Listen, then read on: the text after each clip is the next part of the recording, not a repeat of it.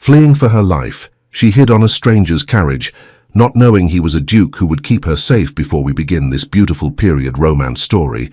Tell me in the comments where you're listening from. I love knowing where you're joining us from, and subscribe if you love romantic stories like this. Now, let's fall into this tale together. London, April 1824. Rain fell over Bloomsbury that night, cold, relentless, the kind of rain that soaked through wool and bone alike. Beatrice Langford ran through the dark streets as though the devil himself chased at her heels. Perhaps he did. Her feet were bare, the delicate evening slippers long lost somewhere between Cordelia's townhouse and this god-forsaken maze of alleys.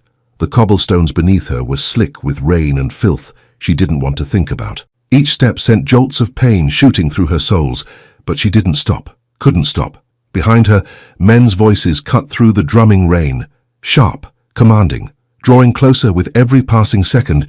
She can't have gone far. Check the side streets now. Beatrice's lungs burned. Her legs trembled with exhaustion that went bone deep. The pale blue muslin gown, the one Cordelia had insisted she wear to dinner, as though everything were perfectly normal, clung to her body like a sodden shroud, the wet fabric tangling around her knees with every stride. Her hands throbbed. She'd wrapped them hastily in torn strips from her petticoat, but blood still seeped through the makeshift bandages, mixing with rainwater and dripping onto the stones below. The bedroom window had shattered beautifully under the brass candlestick. The climb down the rain-slicked trellis had been less graceful, but she was out, and she would die before going back. Tomorrow morning, Cordelia's voice echoed in her mind, honey-sweet and utterly venomous. The physicians will come for you, darling. A rest at a proper institution will do wonders for your instability. Instability. The word men used when women refused to behave. Beatrice turned left, then right, her sense of direction failing in the labyrinth of rain-drenched streets.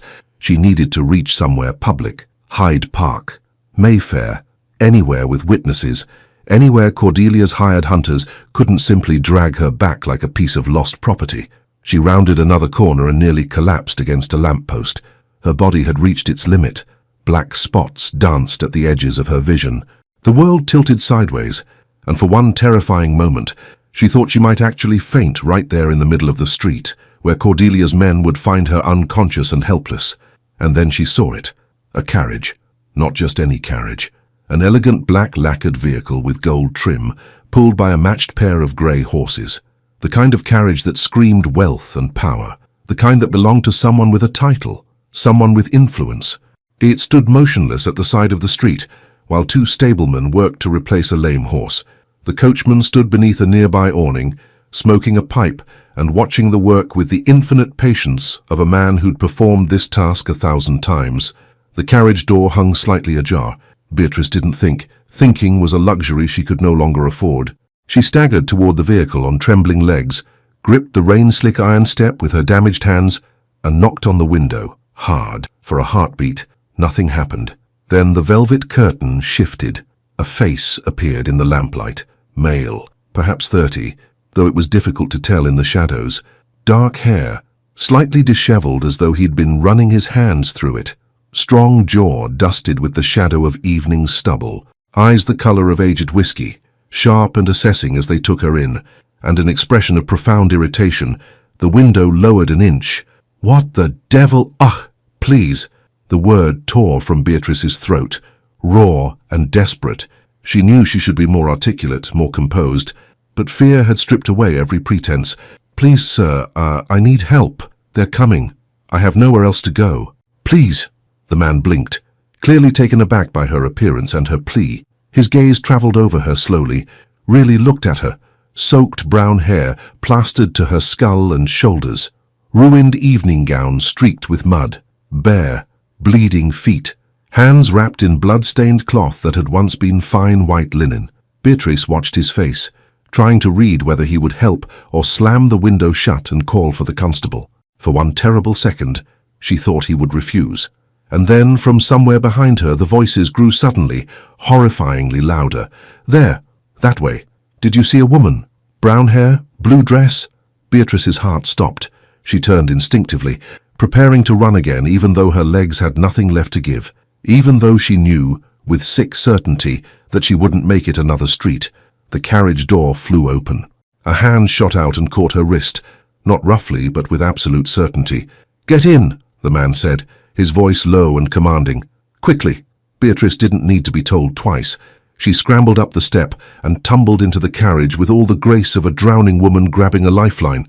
The man pulled her inside and slammed the door shut behind her. He rapped twice on the ceiling with his knuckles, sharp, decisive. "Jenkins, drive." "Now, but your grace," came a muffled voice from above. "The horse isn't fully—" "I said drive." The authority in that voice was absolute. The carriage lurched into immediate motion. Outside, Beatrice heard raised voices. "Wait! Stop that carriage!" But the vehicle was already moving, wheels clattering over wet stone, pulling steadily away from Cordelia's hunters and into the rain-blurred darkness of London's streets. Beatrice collapsed onto the leather bench seat, gasping for air like a landed fish. Her whole body shook, from cold, from terror, from the sheer overwhelming relief of escape. Silence filled the carriage interior, only the sound of rain drumming steadily on the roof, the creak of wood and leather as the vehicle swayed, the ragged sound of her own breathing gradually slowing to something approaching normal. And across from her, sitting with perfect composure on the opposite bench, the man who had just saved her life watched her with eyes that missed absolutely nothing. He didn't look afraid, didn't look particularly concerned. He looked calculating, assessing, like a man examining an unexpected problem and deciding whether it was worth solving. Beatrice forced herself to sit up straighter, despite every muscle screaming in protest. She pushed the wet hair from her face with trembling hands, acutely aware of how she must look, how inappropriate this entire situation was. "Thank you," she managed, when she'd caught enough breath to form words. Her voice came out hoarse but sincere. I'm so sorry for the intrusion. I had nowhere else to turn. Thank you for not handing you over to those men." The man's voice was deep, controlled. "Don't I make it a policy not to hand terrified women over to unknown pursuers without at least understanding the situation first?" He leaned back slightly, studying her with an intensity that made Beatrice want to look away. But she didn't. She met his gaze as steadily as she could manage. "Who were they?" he asked. "Men hired by my stepmother." One dark eyebrow rose fractionally. "Your stepmother sent armed men after you?" "Yes, sir." "Why?" Beatrice swallowed hard. This was the moment. She could lie, spin some story that sounded more respectable, less desperate, but something about this man, about the way he looked at her with those sharp, intelligent eyes, told her he would know. He would see through any fabrication she attempted, so she told him the truth. "My real mother died when I was 12, she said, keeping her voice as steady as possible. "Scarlet fever. My father remarried 3 years later. Cordelia." The name tasted bitter. "She seemed kind enough at first, devoted, the perfect stepmother." Beatrice paused, gathering her courage to continue. 6 months ago, my father died. A sudden fever. He was healthy 1 week, gone the next, and 2 weeks ago I discovered that Cordelia had forged his will." The man's expression didn't change, but something sharpened in those whiskey-colored eyes. A sudden, focused attention. "Forged," he repeated, his tone carefully neutral. "Completely," Beatrice confirmed. "His signature, his seal, the witness marks, all of it false. She stole everything, every pound, every property my father spent his life building, all of it now legally hers through documents he never actually signed. And when you confronted her about this theft," Beatrice's hands clenched in her lap, sending fresh pain through her cut palms, "she said I was hysterical, unstable, overcome with grief and clearly not in my right mind." Her voice dropped. "She said I needed care." The man's jaw tightened almost imperceptibly. An asylum.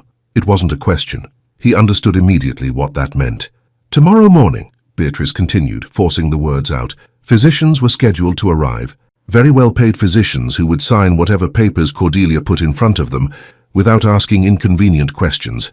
And then I would simply disappear, locked away in some country institution where no one would ever hear my accusations against her." The silence that followed was heavy with unspoken understanding. Outside the carriage, rain-blurred London passed by in streaks of lamplight and shadow. The vehicle swayed gently as it navigated the uneven streets, moving steadily north, away from Bloomsbury, away from Cordelia's townhouse, away from everything Beatrice had ever known. The man leaned forward slightly, elbows resting on his knees, and when he spoke his voice was quieter, more serious. Your name, he said to Beatrice. Beatrice Langford. She hesitated, then asked, And you are? He extended his hand formally, as though they were being introduced at a perfectly civilized dinner party, instead of sitting in a moving carriage while she fled for her life. Arthur Silverton, he said. Duke of Silverton. Beatrice's breath caught. Duke. She'd suspected as much from the carriage and the way the coachman had addressed him, but hearing it confirmed made everything feel suddenly more impossible, more inappropriate. She took his offered hand carefully, mindful of her bandaged palms. His grip was firm but gentle. Thank you, Your Grace, she said, making sure to use the proper form of address. Despite everything, despite the desperation that had driven her to his carriage door, she still knew how to show respect to a man who'd just saved her life. I cannot possibly express how grateful I am for your assistance. Arthur inclined his head slightly. You needn't be quite so formal under the circumstances, Miss Langford, though I appreciate the courtesy. Courtesy costs nothing, Your Grace, Beatrice said, and you've given me far more than that. Something flickered in Arthur's eyes. Surprise, perhaps, or respect. He settled back against his seat, still studying her with that unsettling intensity. You have no other family? He asked. No one who could challenge this forged will. No one who might offer you protection. I have an aunt, Beatrice admitted. My mother's sister. She emigrated to America 15 years ago. Boston. Her smile was bleak. An ocean away and utterly unreachable without funds for passage, funds which Cordelia has ensured I no longer possess. Arthur nodded slowly, processing this information with careful attention. I see. More silence. The carriage rolled steadily onward, leaving London behind with each turn of the wheels. Beatrice became suddenly acutely aware of how she must look, soaked to the skin, bedraggled, bleeding, sitting in an obviously expensive carriage across from a duke, while completely unchaperoned and utterly compromised. Her situation had gone from desperate to potentially scandalous in the span of minutes. Your Grace, she said quietly, unable to meet his eyes any longer. I don't expect anything from you. If you could simply let me out somewhere safe, somewhere public, I'll find my way from there. To where, exactly? The question was calm, almost clinical in its directness. Beatrice opened her mouth, closed it again. She had no answer. No plan beyond escape. I don't know, she finally admitted, hating how small and defeated she sounded. Do you have money? No, Your Grace. Connections? Friends who might offer shelter? None that Cordelia hasn't already turned against me. She's been very thorough in her campaign to paint me as unstable. By now, everyone in our social circle believes I'm dangerously deranged and that my confinement was a tragic necessity.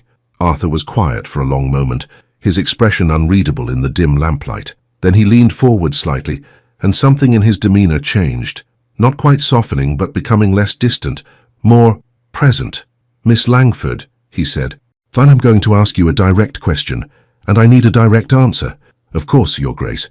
Are you telling me the truth about all of this, the forged will, the asylum, your stepmother's intentions?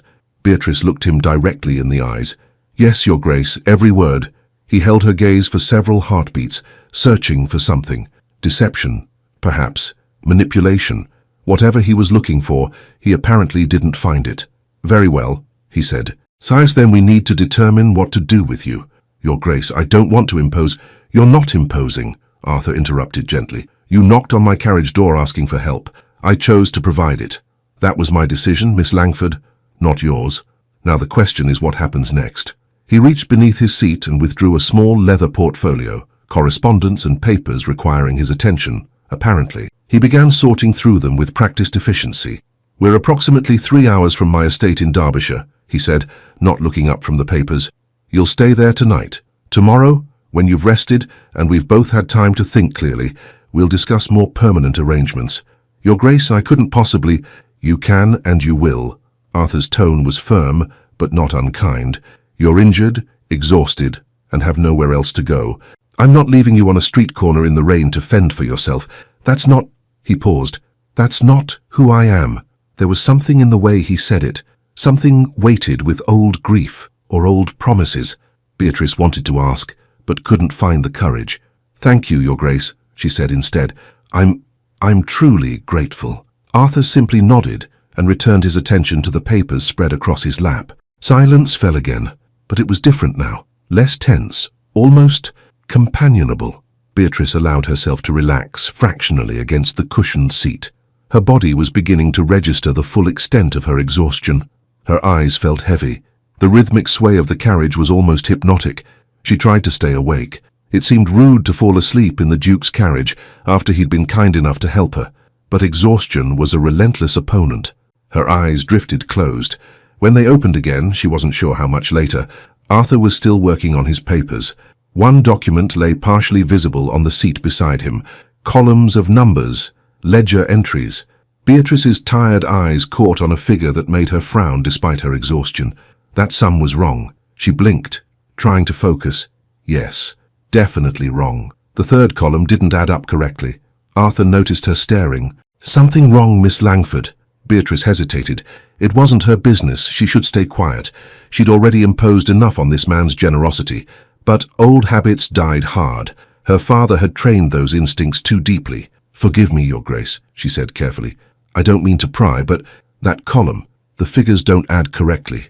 Arthur blinked, looked down at the paper. "I beg your pardon." "The third column, Your Grace. The sum at the bottom. It should be 247, not 267. She caught herself, realizing how presumptuous she must sound. "I'm sorry. My father trained me to notice such things. I shouldn't have said anything." "No?" Arthur picked up the paper, studying it more closely in the lamplight. After a moment, his jaw tightened almost imperceptibly. "You're absolutely right. The total is incorrect." He set the paper aside and looked at her with new interest, new assessment. "And your father trained you in accounting?" he asked. "Among other things, Your Grace, he was a merchant. Textiles primarily, but he had investments in shipping as well. He believed women should understand finance." Beatrice's voice softened with memory. "He said it was the only way to avoid being cheated. A wise man. Your father. He was, Your Grace." Beatrice's throat tightened, until Cordelia convinced him otherwise. Arthur didn't press for details, simply nodded and returned to his papers. But Beatrice noticed he set the incorrect ledger aside, separate from the others. Noticed the way his eyes returned to her thoughtfully once or twice during the remaining journey. She'd shown her hand without meaning to, revealed a skill that well-bred young ladies weren't supposed to possess. Whether that would help or hurt her, only time would tell. The rain finally stopped as they traveled further north. Moonlight broke through the clouds, illuminating countryside that looked nothing like London. Rolling hills, dark forests, open fields. Beatrice had never been to Derbyshire, had rarely travelled outside London at all. Everything felt foreign, uncertain. And yet, sitting in this carriage with a duke who'd opened his door to a desperate stranger, she felt something she hadn't felt in months. Safe, for now, at least. Beatrice woke to Arthur's voice cutting gently through her dreams.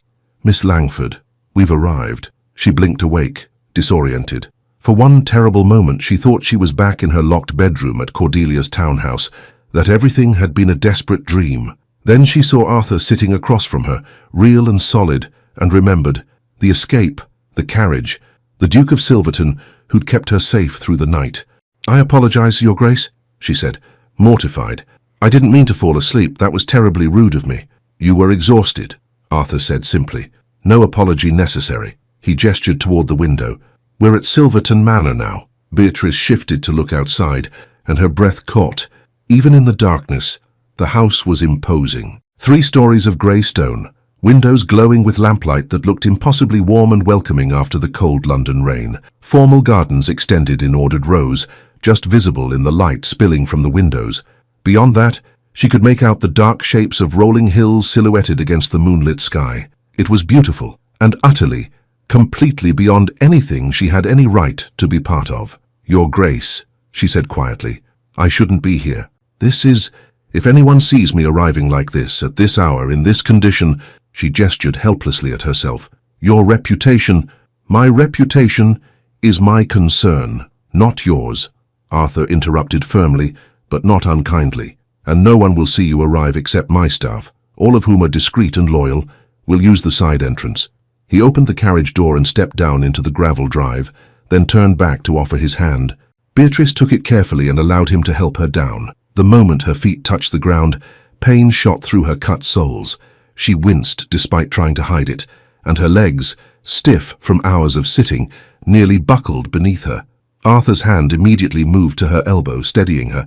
"Can you walk, Miss Langford?" he asked. "Yes, Your Grace," Beatrice said, determined to maintain some dignity.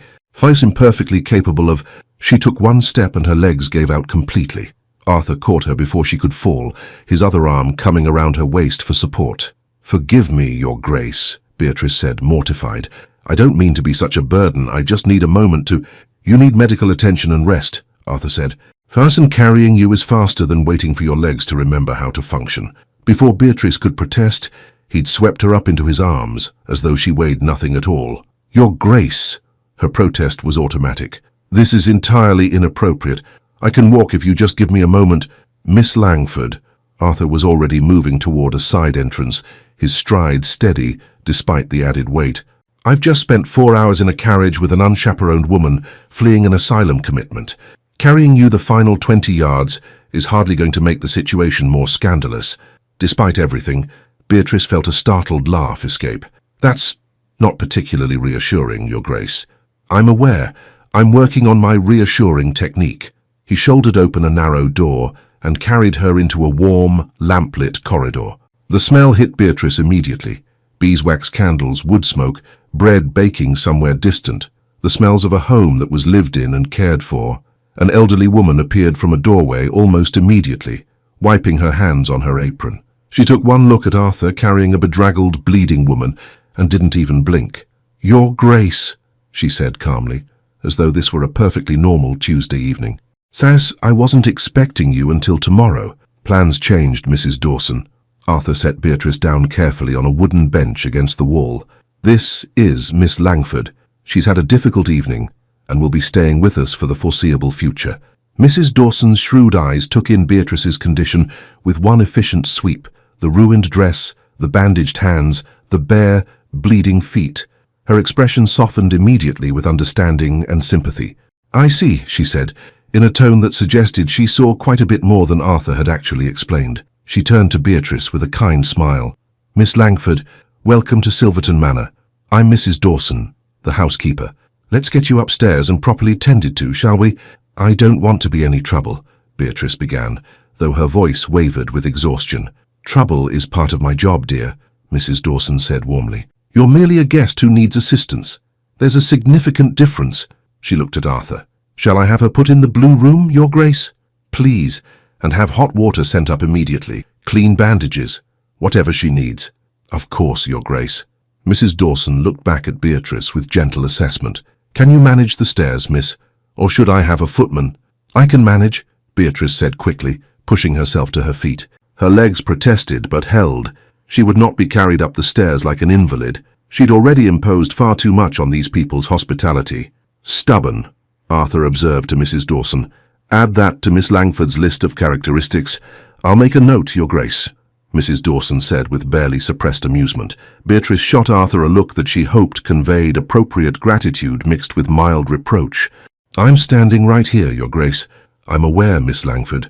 I'm attempting to prepare my staff for what they're dealing with. It's only fair to warn them." Mrs. Dawson made a sound that definitely was a suppressed laugh this time. "Come along, Miss Langford. Let's get you settled before His Grace decides to catalogue any more of your qualities." Beatrice allowed herself to be led toward a narrow staircase, but she looked back once at Arthur. He stood in the corridor, still in his travel clothes, watching her with an expression she couldn't quite read. "Thank you, Your Grace," she said again, because it seemed desperately important to keep saying it, to make sure he understood how much his kindness meant for everything. Arthur inclined his head. "Rest well, Miss Langford. Tomorrow we'll sort out the details of your situation." "Yes, Your Grace." Mrs. Dawson tugged gently at Beatrice's elbow, and she allowed herself to be guided up the stairs. Behind them, she heard Arthur speak quietly to the housekeeper. "Mrs. Dawson?" The housekeeper paused. "Yes, Your Grace?" "No one outside this household is to know Miss Langford is here. Not the staff in London, not the neighbours, no one. Is that understood?"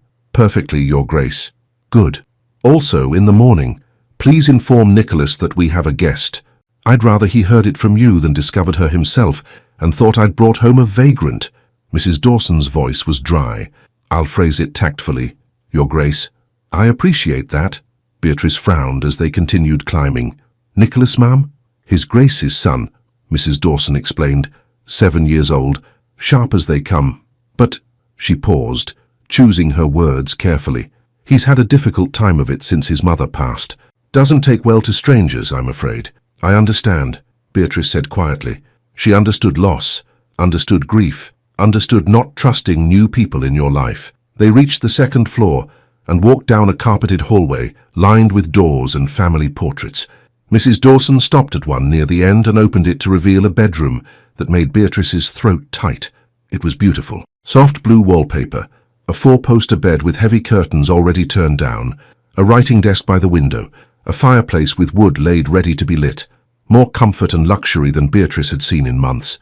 It's too much, she whispered. It's a guest room, dear. We have several. This one's rarely used, so you're not putting anyone out. Mrs. Dawson moved efficiently around the space, lighting candles, checking that everything was in order. Now, I'll have hot water brought up for washing, and I'll find you something clean to wear. She paused, a flicker of sadness crossing her lined face. You look to be about the same size as the late Duchess was, she said quietly. She passed 7 years ago, childbirth. Mrs. Dawson's voice softened with old grief. His Grace keeps her things. I think he's not quite ready to let them go, but she had a kind heart. The Duchess never turned away anyone in need. She'd have wanted her clothing used, especially for someone in your circumstances. Beatrice's throat constricted. I shouldn't. It doesn't seem right to wear a dead woman's clothes. The Duchess would have insisted, Mrs. Dawson said firmly. And His Grace. He tries to honor her memory by continuing what she started, being kind when he could just as easily look away. She met Beatrice's eyes. That's why he brought you here, miss. Not out of pity, out of promise. Promise, ma'am? But Mrs. Dawson just shook her head gently. That's his story to tell, not mine. Now, sit down before you fall down. I'll be back shortly with everything you need. The housekeeper bustled out, leaving Beatrice alone in the blue room. She sank onto the edge of the bed, softer than anything she'd felt in months, and simply sat there, trying to process everything that had happened in the span of a few hours. This morning she'd been a prisoner in Cordelia's house, hours away from being committed to an asylum. Tonight she was in Derbyshire, in a duke's home, being offered safety by a man who'd opened his door to a desperate stranger. It felt unreal, like something from a story. Beatrice looked down at her bandaged hands, at the ruined dress, at her bloody feet, leaving marks on the beautiful carpet. That was real enough. A knock sounded, and 2 young maids entered carrying buckets of steaming water. They bobbed quick curtsies, eyes wide with curiosity, but said nothing as they set about filling a copper bath that Beatrice hadn't even noticed standing behind a decorative screen in the corner. Mrs. Dawson returned with an armful of clothing, a nightgown, a dressing robe, and a simple day dress in soft, grey wool, and set them carefully on the bed. Fear the bath's ready when you are, miss, she said. I'll help you with those bandages, then leave you to wash in peace. Ring if you need anything. The bell pull is by the bed. The maids curtsied again and left. Mrs. Dawson moved to help Beatrice with the soaked, ruined dress, her movements gentle and efficient. When Beatrice was finally alone behind the screen, sinking into the hot water, she felt tears sting her eyes. Not from sadness, not from fear. From the simple, overwhelming relief of being clean, of being warm, of being, for the first time in so long, safe. She allowed herself 5 minutes to simply exist in that water, to let the heat soak into her aching muscles and ease the worst of the pain. Then she forced herself to focus on practicalities. Tomorrow she would meet Arthur's son. Tomorrow they would discuss what came next. Tomorrow she would have to figure out how to navigate this impossible situation. A fallen woman with no prospects, dependent on the charity of a duke she'd known for less than a day. But tonight, she would accept the gift she'd been given. Tonight, she would rest. Beatrice woke to birdsong, not the harsh cawing of London crows, but actual songbirds. Many of them, performing with the kind of cheerful enthusiasm that suggested they'd never heard of the concept of sleeping in. For a disoriented moment, she had no idea where she was. Then, memory returned. The escape, the carriage, Arthur Silverton, Duke of Silverton, who'd brought her to his estate in Derbyshire and offered her shelter for the night. Beatrice opened her eyes to find sunlight streaming through the windows of the blue room. Everything looked even lovelier in daylight. The periwinkle wallpaper, the polished furniture, the view of formal gardens and rolling hills beyond. She sat up slowly, wincing as every muscle in her body protested. Her hands were stiff beneath their bandages, Her feet throbbed. But she was alive and free, for now at least. A soft knock sounded at the door. "Miss Langford?" Mrs. Dawson's voice came through. "Are you awake, dear?" "Yes, ma'am. Please come in." The housekeeper entered carrying a breakfast tray, tea, toast with butter and jam, soft-boiled eggs. The smell made Beatrice's stomach clench with sudden, desperate hunger. "I thought you might want something before facing the day," Mrs. Dawson said, setting the tray on the small table by the window. "His Grace asked that I see to your needs this morning." "That's very kind of him," Beatrice said. "And of you, ma'am." "No trouble at all, dear." Mrs. Dawson helped Beatrice stand and guided her to the chair. "Now, let me look at those feet while you eat. They'll need fresh bandages." It wasn't a suggestion. Beatrice sat obediently and accepted the cup of tea Mrs. Dawson poured. The first sip was heaven, hot, properly sweetened, quality tea, not the cheap leaves Cordelia had started buying after their father died. Mrs. Dawson knelt with surprising grace for a woman of her years and began unwrapping Beatrice's feet with gentle efficiency. "His Grace is in his study," Mrs. Dawson said conversationally as she worked. "He's been there since dawn, I'm told. He's an early riser, always has been, likes to get work done before the household properly wakes." "He works very hard then," Beatrice observed. "The estate is large, and His Grace takes his responsibilities seriously." Mrs. Dawson applied fresh ointment to the cuts, something that stung but would help prevent infection, especially since his steward passed away 3 months ago. The poor man was quite elderly, served the family for 40 years. Beatrice thought of the ledger she'd seen in the carriage, the incorrect calculations. Was he still competent at the end? Mrs. Dawson's hands paused fractionally. "That's a delicate question, miss." "Forgive me, ma'am.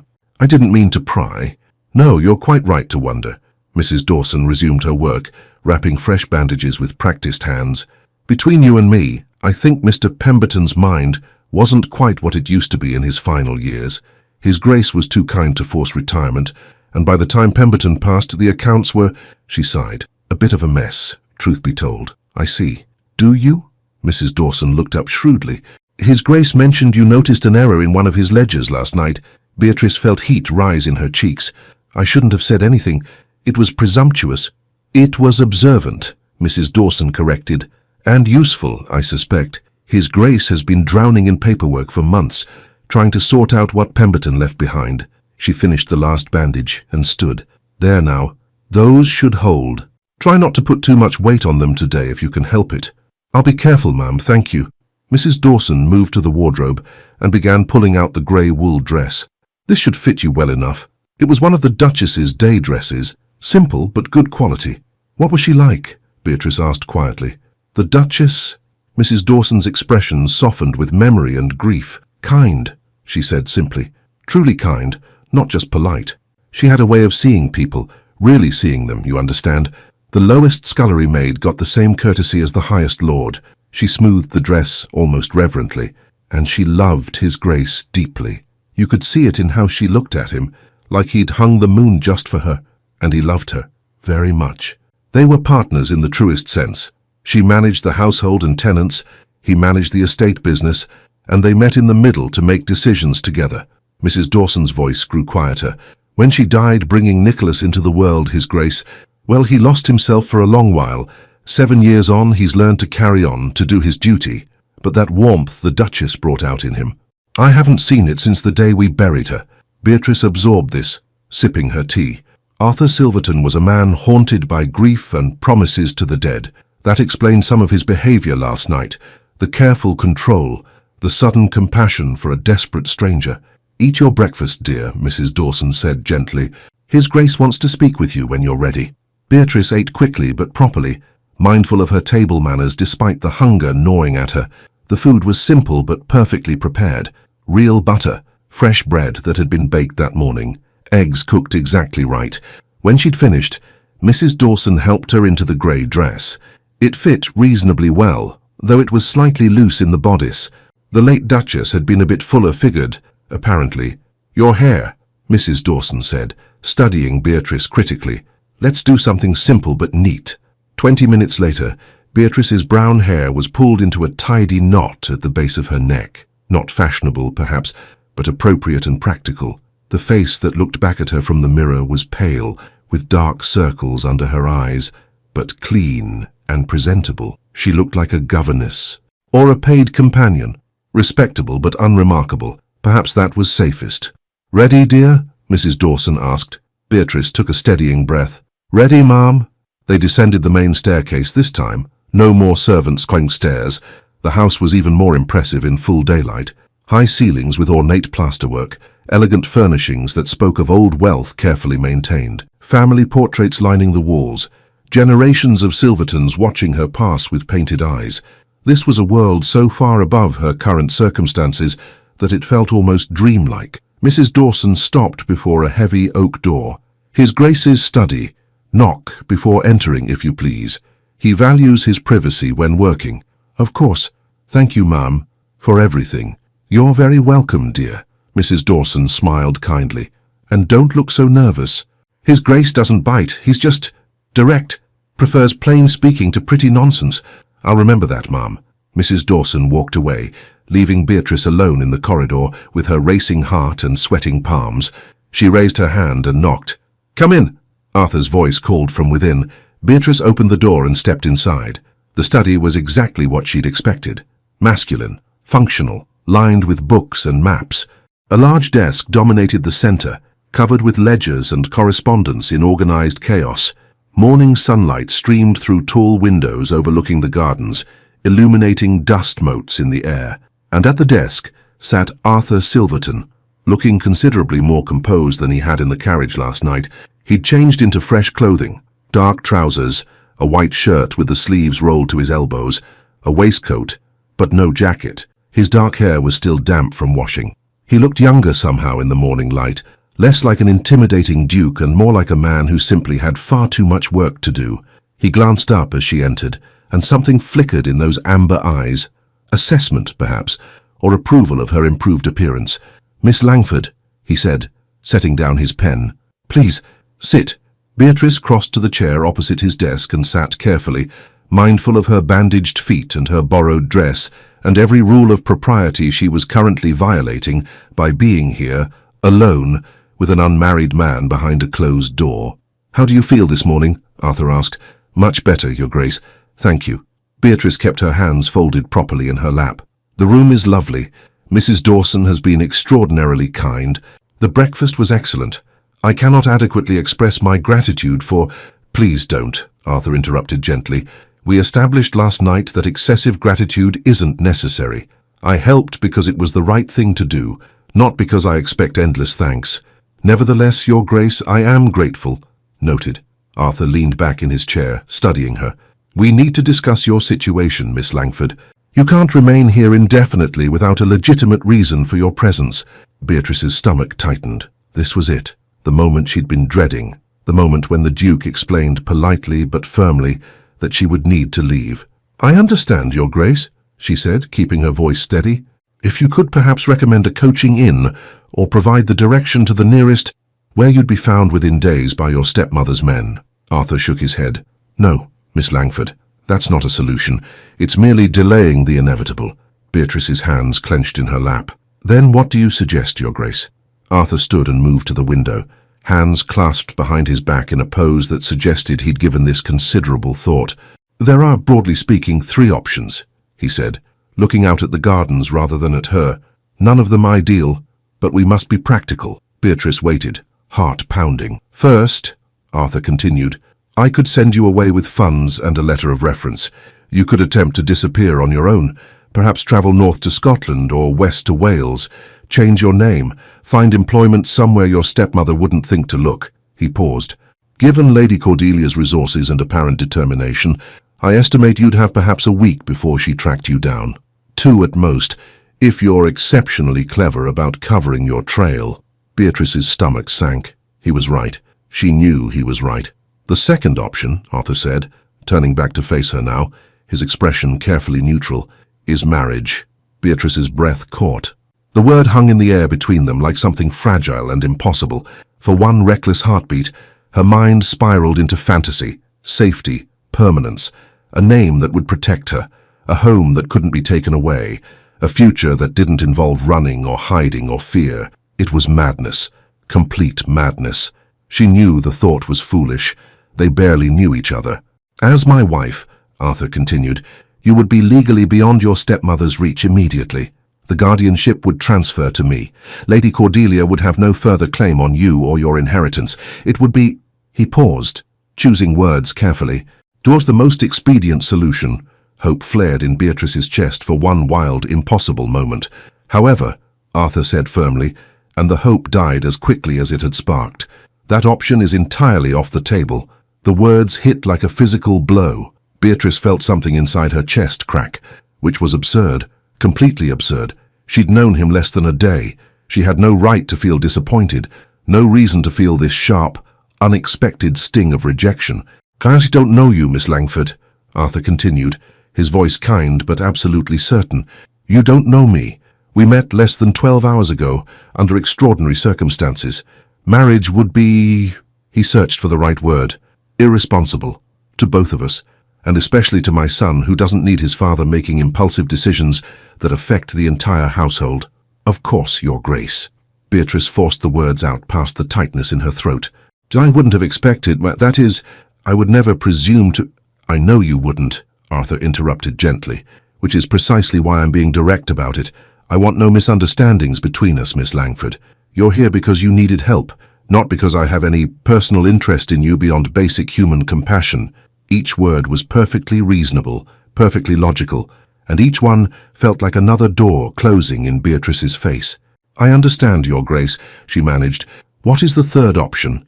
Arthur returned to his desk and sat, the businesslike demeanor returning. Employment, he said. A legitimate position in this household that explains your presence and provides some measure of legal protection. Not a perfect solution, but better than the alternatives. Beatrice straightened slightly, grasping at this possibility like a lifeline. What kind of position, Your Grace? That's the complication. Arthur drummed his fingers on the desk, thinking. The usual positions, governess, lady's companion, even a senior housemaid, all require references you don't possess. Hiring someone without them would raise questions I'd prefer not to answer. Silence fell. Beatrice's mind raced. There had to be something. Some position she could fill that wouldn't require references she couldn't provide. Unless, Arthur said slowly, looking at her with that assessing expression again. Your Grace, yesterday evening, in the carriage, you spotted an error in my accounts, within seconds of glancing at a document you weren't even meant to see. Beatrice felt heat rise in her cheeks. I apologize again for that, Your Grace. I know it was forward of me to... Arthur waved away the apology. My steward died 3 months ago. He was elderly, trusted, served the family for 40 years, and I've recently begun to suspect that in his final years, his competence was... Arthur paused diplomatically, declining. He gestured at the stacks of ledgers and papers surrounding them. My accounts are in chaos, Miss Langford. I've been managing day-to-day operations, but the historical records are a disaster. I need someone who can conduct a thorough audit, someone who understands numbers and can identify discrepancies or potential fraud. Arthur looked at her directly. Someone like you. Beatrice's pulse quickened. Your Grace, I'm not formally trained. My father taught me. Yes, but I've never... You spotted that error instantly, Arthur pointed out. Your father trained you well enough to manage his business accounts. You clearly have both the skill and the experience to handle complex financial records. He paused. So the question is whether you're willing to use those skills to help me sort out this mess. I am, Your Grace, Beatrice said immediately, then caught herself. But Your Grace, a woman managing a duke's accounts, that's highly irregular. People would talk. They would indeed, Arthur agreed, which is precisely why we wouldn't advertise the arrangement. Beatrice frowned, not understanding. Arthur stood again and moved back to the window, clearly thinking through how to phrase this. Officially, he said, not looking at her, you would be employed as a tutor, a companion and instructor for my son, Nicholas. He's 7 years old, intelligent, and has proven himself remarkably skilled at driving away governesses, 4 in the past year alone. I see, Beatrice said, though she wasn't sure she did. Nicholas needs someone patient and steady, Arthur continued. Someone who won't be intimidated by a difficult child or give up at the first sign of trouble. Someone who can provide him with basic instruction and companionship during the day. He turned back to face her. That would be your official position, Miss Langford, Nicholas's tutor. It's a respectable role that would explain your presence in the household, and provide you with a legitimate salary and accommodations. But in reality, Beatrice asked, in reality, Nicholas already has structured lessons with a local scholar 3 mornings a week. You would spend time with him, yes, reading, conversation, keeping him occupied, but your primary work would be here. Arthur gestured at the chaos of papers on his desk. Auditing my accounts, organizing the ledgers, training a new steward when I eventually hire one. It was clever, unconventional and possibly scandalous, but clever. The household staff would know, Beatrice pointed out. Servants always know everything. Mrs. Dawson would know the full truth, Arthur agreed. The other staff would be told you're assisting with correspondence and household accounts as part of your duties, not uncommon for a tutor in a bachelor household. It's not a perfect cover, but it should suffice. Beatrice considered this carefully. It solved her immediate problem, gave her a roof, a salary, protection from Cordelia, but it also placed her in close proximity to a duke working in his private study, with only the thinnest veneer of propriety protecting both their reputations. Your Grace, she said carefully, I'm concerned about your son. Mrs. Dawson mentioned he's had difficulties with previous governesses. Arthur's jaw tightened almost imperceptibly. Nicholas is intelligent, observant, and deeply mistrustful of any new person who enters his life, especially women who promise to help him. Because they leave, Beatrice said quietly. Because they always leave, Arthur confirmed. His mother died bringing him into the world. Every governess since has abandoned him within weeks when they realized he wasn't going to be an easy, grateful charge. He's learned not to trust that anyone will stay. Arthur's voice grew quieter. I won't lie to you, Miss Langford. Nicholas will make your life difficult at first. He'll test you, push boundaries, try to drive you away like he's driven away everyone else. And he paused, I haven't been the father he needs. I've been too buried in grief and estate business to see how much he's been struggling. By the time I noticed, he'd already built walls I don't know how to climb. The raw pain in Arthur's voice was difficult to hear.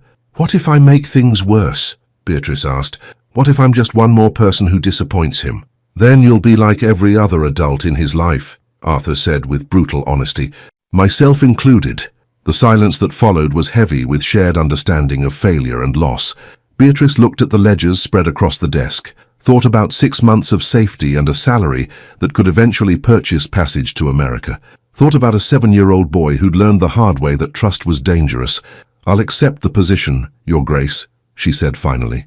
Then I'll audit your accounts, spend time with Nicholas and do my best not to disappoint him. Or you. Arthur's shoulders relaxed fractionally. Thank you, Miss Langford. But I have conditions, Your Grace. One eyebrow rose slightly. Do you? Yes, Your Grace. Beatrice lifted her chin, gathering her courage. First, I want the arrangement in writing. A proper contract specifying my duties, my salary, and most importantly, my freedom to leave at any time if circumstances change. I won't be trapped again, Your Grace.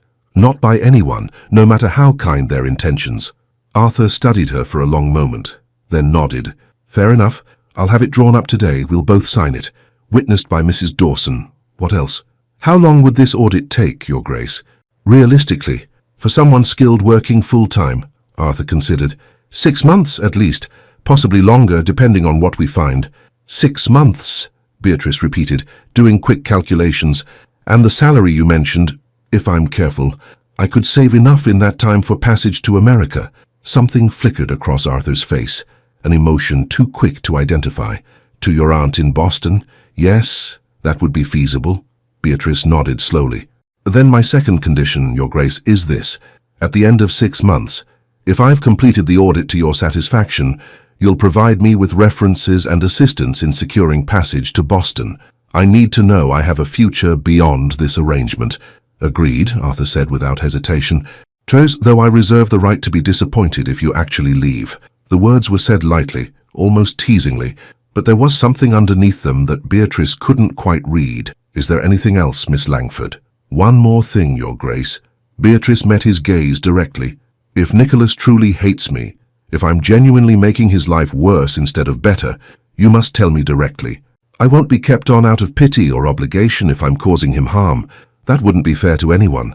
Arthur's expression shifted, something that looked almost like respect. You're very concerned about a child you haven't even met yet, he observed. I'm concerned about not causing more damage to a boy who's already been hurt enough, Beatrice said. "Children aren't resilient, Your Grace. They're just good at hiding their wounds." "You sound like you're speaking from experience, Miss Langford." Beatrice thought of her own childhood, of watching her mother slowly lose herself to grief and illness, of her father remarrying for practical reasons and bringing Cordelia into their lives like a viper into a garden. "I am, Your Grace." Arthur nodded slowly, seeming to understand that she wouldn't elaborate. "Very well, Miss Langford. Your conditions are acceptable. I'll have the contract prepared today. You can begin work tomorrow once everything is formalized." He moved around the desk and extended his hand formally. "Welcome to my household, Miss Langford. I hope this arrangement proves beneficial to us both." Beatrice stood and took his hand carefully. His grip was firm and warm. "Thank you, Your Grace. I'll do my best to prove worthy of your trust." "See that you do," Arthur said, but there was warmth in his voice. Almost fondness. No, Beatrice was imagining things. The Duke of Silverton had made it abundantly clear that morning that marriage was off the table, and he had no personal interest in her. This was business, employment, nothing more. And that, Beatrice told herself firmly, was perfectly fine. She didn't need romance or rescue. She needed safety and a means of eventually reaching her aunt in America. This arrangement provided exactly that. "One more thing, Miss Langford," Arthur said as she turned toward the door. "Yes, Your Grace? Nicholas will be at luncheon. I'll introduce you then. Try not to be too disappointed if he's—" Arthur searched for the word. "Unwelcoming. I've survived worse than an unwelcoming 7-year-old, Your Grace." "Somehow," Arthur said with a slight smile. "I don't doubt that for a moment." Beatrice had 3 hours before luncheon, 3 hours to prepare herself for meeting a 7-year-old boy who'd learned to hate everyone who tried to help him. She spent the first hour in her room, attempting to read a book Mrs. Dawson had provided. The words blurred together meaninglessly. Her mind kept circling back to Arthur's words in the study. "That option is entirely off the table. I have no personal interest in you beyond basic human compassion." She'd known him less than a day. She had no right to feel hurt by his rejection, and yet the ache in her chest refused to fade. "Stop it," she told herself firmly. "You're being absurd. He offered you safety, employment, and a path to America. That's more than you had any right to expect." But the simple thought of marrying him had changed the way she saw him. She couldn't unsee it now.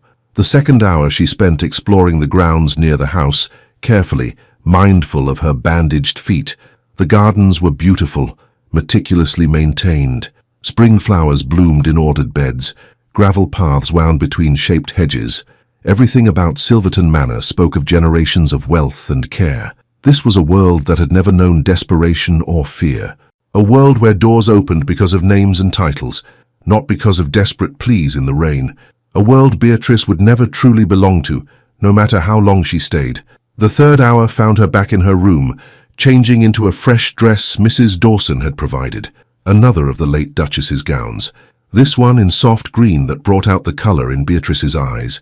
She studied herself in the mirror. Neat, respectable, appropriate for a tutor meeting her young charge. Nothing like the bedraggled, terrified woman who'd thrown herself at a carriage door the night before. That woman was desperate, Beatrice thought. This woman is employed. There's a significant difference. A knock sounded at the door. "Miss Langford?" Mrs. Dawson's voice. "It's time, dear." Beatrice took a steadying breath and opened the door. "Ready?" the housekeeper asked. "As ready as I'll ever be, Mrs." Dawson smiled sympathetically. "Young Nicholas can be challenging, but remember, his rudeness comes from fear, not cruelty. He's been hurt too many times." "I understand. Do you?" Mrs. Dawson studied her shrewdly. "Most people say they understand. Few actually do. I lost my mother when I was 12, Beatrice said quietly. Scarlet fever. My father remarried 3 years later, not out of love, but out of loneliness and the belief that I needed a mother figure." She paused, remembering. "But you can't replace someone, and pretending you can only makes the loss hurt more. I know what it's like when adults expect you to simply accept their decisions and move forward, as though grief was something you could schedule and complete on someone else's timeline." She met Mrs. Dawson's eyes. "Nicholas has every right to be angry, every right to protect himself, and I won't ask him to pretend otherwise just to make the adults around him more comfortable." Mrs. Dawson's expression softened. "Then perhaps you're exactly what the boy needs." They descended to the dining room, a smaller, more intimate space than Beatrice had expected. Not the formal great hall she'd imagined, but a family dining room with windows overlooking the gardens and a table sized for perhaps 8 people at most. Arthur was already there, standing by the window with his hands clasped behind his back. He turned as they entered. "Miss Langford," he said with a formal nod, "thank you for joining us." "Of course, Your Grace." There was a distance in his manner now that hadn't been there in the study that morning. A careful politeness that felt like a wall between them. "Good," Beatrice told herself. "That's appropriate. That's how it should be. So why did it sting?" "Nicholas should be down momentarily," Arthur continued.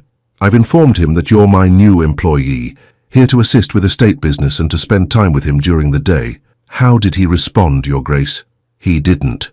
Arthur's jaw tightened almost imperceptibly. "Says which is often worse than an argument." Footsteps sounded in the corridor. Slow, deliberate. A boy appeared in the doorway. Nicholas Silverton was small for 7, thin in the way of children who forgot to eat when stressed. He had his father's dark hair, though his was slightly longer, falling into his eyes, and his mother's features, delicate and fine-boned. But his eyes were old, too old for a child. The kind of eyes that had seen too much loss and learned not to trust promises. Beatrice recognized those eyes. She'd seen them in her own mirror often enough. Nicholas didn't look at her directly. His gaze slid past her as though she weren't there, fixing instead on his father. "Father," he said. His voice was carefully neutral, polite but empty. "Nicholas."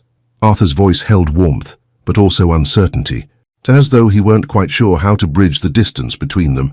"This is Miss Langford. She'll be working at Silverton Manor for the foreseeable future."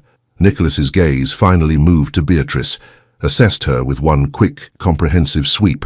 She could practically see him cataloguing new governess. "Number 5, probably gone within a month." "How do you do, Miss Langford?" he said with perfect, hollow courtesy. "Very well, thank you, Master Nicholas," Beatrice replied, matching his formality. She didn't curtsy. That would have been excessive, but she inclined her head respectfully.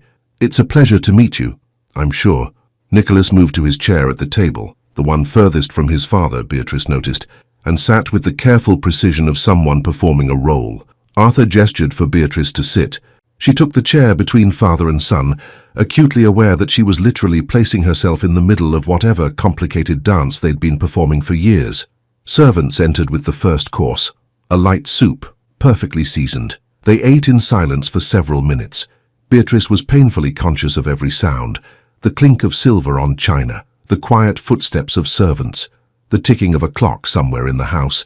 Nicholas ate mechanically, his attention fixed on his bowl, not eating with appetite but fulfilling an obligation. Just like his father, Beatrice thought, both of them going through the motions of a family meal without any of the warmth that should accompany it.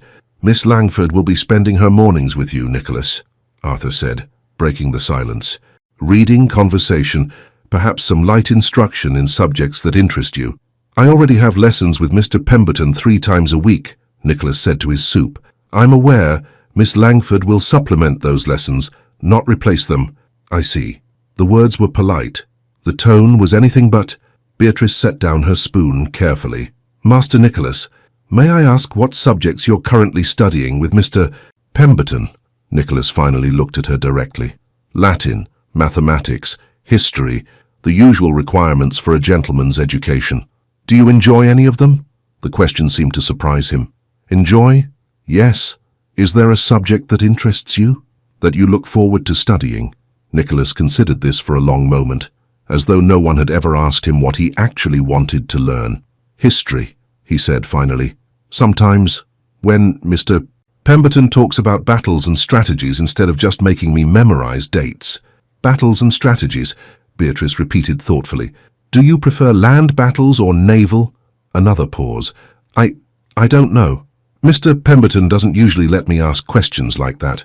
"Well, I'm not Mr. Pemberton," Beatrice said, "so you're welcome to ask as many questions as you like.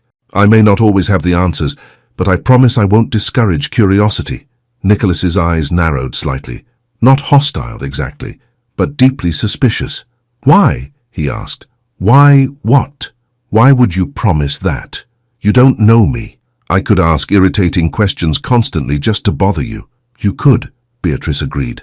"And if your questions become genuinely disruptive, I'll tell you so directly. But I've found that most people ask questions because they actually want to learn, not because they want to irritate anyone. Most people aren't me." There was a challenge in his voice.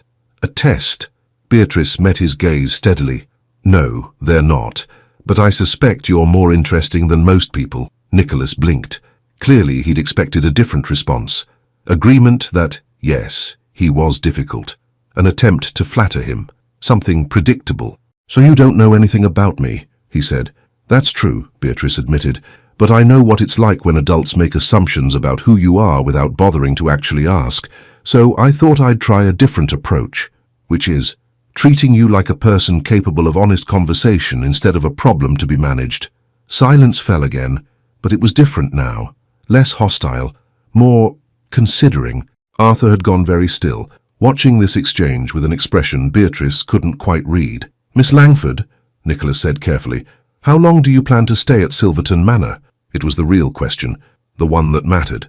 Beatrice could have lied, could have promised to stay forever, the way she suspected every other governess had done. But she'd promised herself honesty, and she'd promised Arthur not to make things worse. 6 months, she said. Possibly longer, depending on how the work progresses. But I won't lie to you, Nicholas. I don't intend to stay permanently. I have family in America. I hope to join eventually. Nicholas's face closed down immediately. I see. So you're temporary, like all the others.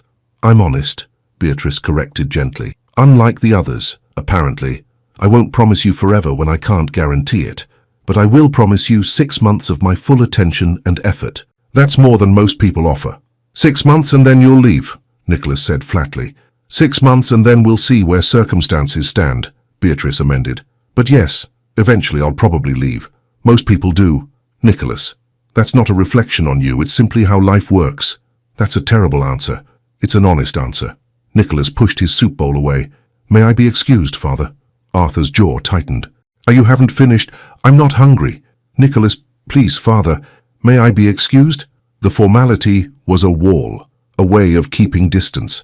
Arthur looked like he wanted to argue, wanted to force his son to stay, to engage, to be present. But Beatrice saw the exhaustion in his eyes, the resignation of someone who'd fought this battle too many times and lost. You may go, Arthur said quietly. Nicholas stood immediately, bowed with perfect courtesy to Beatrice, as though she were visiting nobility instead of a temporary employee, and left without another word. His footsteps faded down the corridor. Arthur and Beatrice sat in the suddenly too quiet dining room. That went well, Arthur said with bitter humor. It could have been worse, Your Grace. He barely spoke to you. He spoke honestly when he did, Beatrice pointed out. That's more valuable than pleasant lies. Arthur looked at her directly for the first time since luncheon began, really looked, with those penetrating amber eyes that seemed to see far too much. You told him you'd leave. I told him the truth, Your Grace. That seemed more important than making promises I couldn't keep. Every other governess promised to stay, and every other governess broke that promise, Beatrice said. I won't lie to him, Your Grace. Not even kindly meant lies.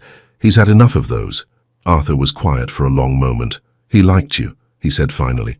Beatrice blinked. Your Grace, I don't think he engaged with you, Arthur interrupted. Asked questions, responded honestly instead of just giving empty courtesy. He paused. That's more than he's done with anyone new in years. He's testing me, Beatrice said, trying to determine whether I'm worth the risk of trusting. And are you? The question was quiet but weighed with meaning beyond the words. Beatrice met Arthur's gaze. I don't know, Your Grace. I hope so, but I suppose we'll both find out together. After luncheon, Beatrice returned to her room to collect herself before beginning work on the accounts. She'd barely closed the door when she noticed something on her bed. A book. Not one that had been there that morning. Someone had placed it deliberately while she was at luncheon. Beatrice crossed the room and picked it up carefully. A military history of the Roman Empire, detailed illustrations of battle formations, maps of famous campaigns, exactly the kind of book a 7-year-old boy fascinated by military strategy might treasure. A piece of paper was tucked inside, folded precisely. Beatrice unfolded it with careful fingers. The handwriting was careful, practiced, but still bearing the slight irregularities of a child's hand. If you want to know about battles, this book has the best pictures. The chapter on Cannae is most interesting. Father says I may lend it to you if you promise to return it undamaged. Nicholas Silverton. Beatrice sat down slowly on the edge of the bed, the book clutched in her hands. He'd lent her his book, not given, lent, with specific conditions about its return, because he valued it, because he expected to get it back, because he was, despite all his walls and suspicion, still a child who wanted to share something he loved. Oh, Nicholas, Beatrice thought, her throat unexpectedly tight. You're trying so hard not to care. She smoothed the note carefully and tucked it back into the book. Then she stood, straightened her dress, and went to find Arthur's study. It was time to begin earning her keep. Arthur looked up when Beatrice knocked and entered. He'd changed into even more casual attire. Shirt sleeves without the waistcoat now, collar loosened, working clothes for a long afternoon of paperwork. It made him look younger, more approachable. Stop it, Beatrice told herself firmly. He's your employer, nothing more. Miss Langford, Arthur said, setting down his pen. Ready to face the chaos. As ready as I'll ever be, Your Grace. Arthur stood and gestured to the desk, which was even more crowded with ledgers and papers than it had been that morning. Where would you like me to begin, Your Grace? Wherever makes the most sense to you. You're the expert in this particular disaster. Arthur moved to a second, smaller desk positioned near the window. I'll be here working on current business. If you have questions, ask. Otherwise, he gestured at the chaos. Do what you do. Beatrice approached the main desk and began examining the ledgers systematically. Within 10 minutes, she'd identified the scope of the problem. Within 30, she'd found 3 more instances of deliberate miscalculation. Within an hour, she'd realized the previous steward had been systematically embezzling for at least 5 years. Your Grace, she said, without looking up from the ledger she was annotating. Yes, how much did you trust Mr. Pemberton? There was a pause. Completely. He served my father before me. 30 years of loyal service. Why? Because, Beatrice said, finally looking up to meet Arthur's eyes, he was stealing from you, consistently, cleverly, and for far longer than you realized. Arthur's face went carefully blank. How much? I'll need several more hours to calculate the full extent, but from what I've seen so far, Beatrice gestured at the ledgers, at least £2,000, possibly more. The sum hung in the air between them. Arthur stood slowly and crossed to the desk. Show me. Beatrice did. Walked him through the patterns of altered sums, the receipts that didn't quite match the ledger entries, the careful way Pemberton had scattered the theft across multiple accounts to avoid detection. Bloody hell, Arthur said quietly when she'd finished. I trusted him with everything. He betrayed that trust, Your Grace, systematically and deliberately. Arthur's jaw was tight with barely contained fury. How can we recover any of it? That depends on what he did with the money. If he spent it, no. If he invested it or stored it somewhere. Beatrice shook her head. That would require investigation beyond my abilities. Perhaps a solicitor or investigator. I'll write to my solicitor in London immediately. Arthur looked at the ledgers with something like disgust. 30 years. My father trusted him. I trusted him. And all that time, he was stealing from you, Beatrice finished. I'm sorry, Your Grace. I know that's not what you wanted to hear. No, Arthur met her eyes, but it's what I needed to know. Thank you, Miss Langford, for finding this. It's what you hired me to do, Your Grace. Still, something in his expression softened slightly. Thank you. They worked in companionable silence for the next 2 hours. Arthur at his desk managing current estate business, Beatrice at the larger desk methodically working through the historical ledgers. It was peaceful, somehow. The scratch of pens on paper, the occasional rustle of pages turning, sunlight moving slowly across the floor as afternoon progressed toward evening. Beatrice found herself relaxing in a way she hadn't since before her father's death. There was something soothing about numbers, about problems that had clear, logical solutions, unlike everything else in her life, which seemed to exist in a permanent state of complicated uncertainty. Miss Langford, she looked up. Arthur was watching her with an odd expression. Yes, Your Grace. Nicholas left you a book. It wasn't a question. He did, Beatrice confirmed. A military history. He said I might borrow it if I promised to return it undamaged. That's his favorite book. My father gave it to him before... Arthur paused. Before the late Duke passed away 2 years ago. Nicholas has read it dozens of times. Then I'll take excellent care of it, Your Grace. He doesn't lend it to anyone, Arthur continued quietly. I've seen him refuse to let even Mrs. Dawson look at it. He keeps it on his bedside table like a treasure. Beatrice's throat tightened. I'm honored by his trust. So am I. Arthur's gaze was intense. You did something today, Miss Langford. Something I haven't been able to do in 7 years. You made him care enough to share something he values. He was testing me, Your Grace, trying to see if I'd respect something important to him. And you passed. Arthur smiled slightly. Perhaps there's hope for both of you yet. I hope so, Your Grace. They returned to their work, but something had shifted between them. Some small easing of the careful distance Arthur had maintained all day. Beatrice tried not to read too much into it, tried not to remember the way her heart had leaped that morning when he'd mentioned marriage, tried not to imagine what might have happened if he'd said yes instead of firmly closing that door. Stop it, she told herself for the 100th time. He's your employer, you're his employee. That's all this is, all it can ever be. But as the afternoon sunlight gilded Arthur's profile and the peaceful silence stretched between them, Beatrice couldn't quite convince herself that was true. Dinner was a quieter affair than luncheon had been. Nicholas appeared when summoned, still carefully polite and carefully distant, but when Beatrice mentioned she'd begun reading his book, something flickered in his eyes. "What do you think of the Cannae chapter?" he asked, trying to sound disinterested and failing. "I think Hannibal was brilliant," Beatrice said honestly. "The double envelopment strategy was revolutionary, though I wonder if it could have worked without the Carthaginian cavalry superiority." Nicholas sat up straighter. "That's exactly what I thought. Mr. Pemberton said I was being too focused on minor details, but the cavalry positioning was crucial to the entire—" He stopped abruptly, as though remembering he wasn't supposed to care, but the mask had slipped. Just for a moment, Arthur was watching them both with an expression that made Beatrice's chest ache. Hope mixed with fear, the look of a father who'd almost given up and was terrified to believe things might actually improve. "I'd be interested to hear your full thoughts on the battle, Nicholas," Beatrice said casually. "Perhaps tomorrow morning we could discuss it.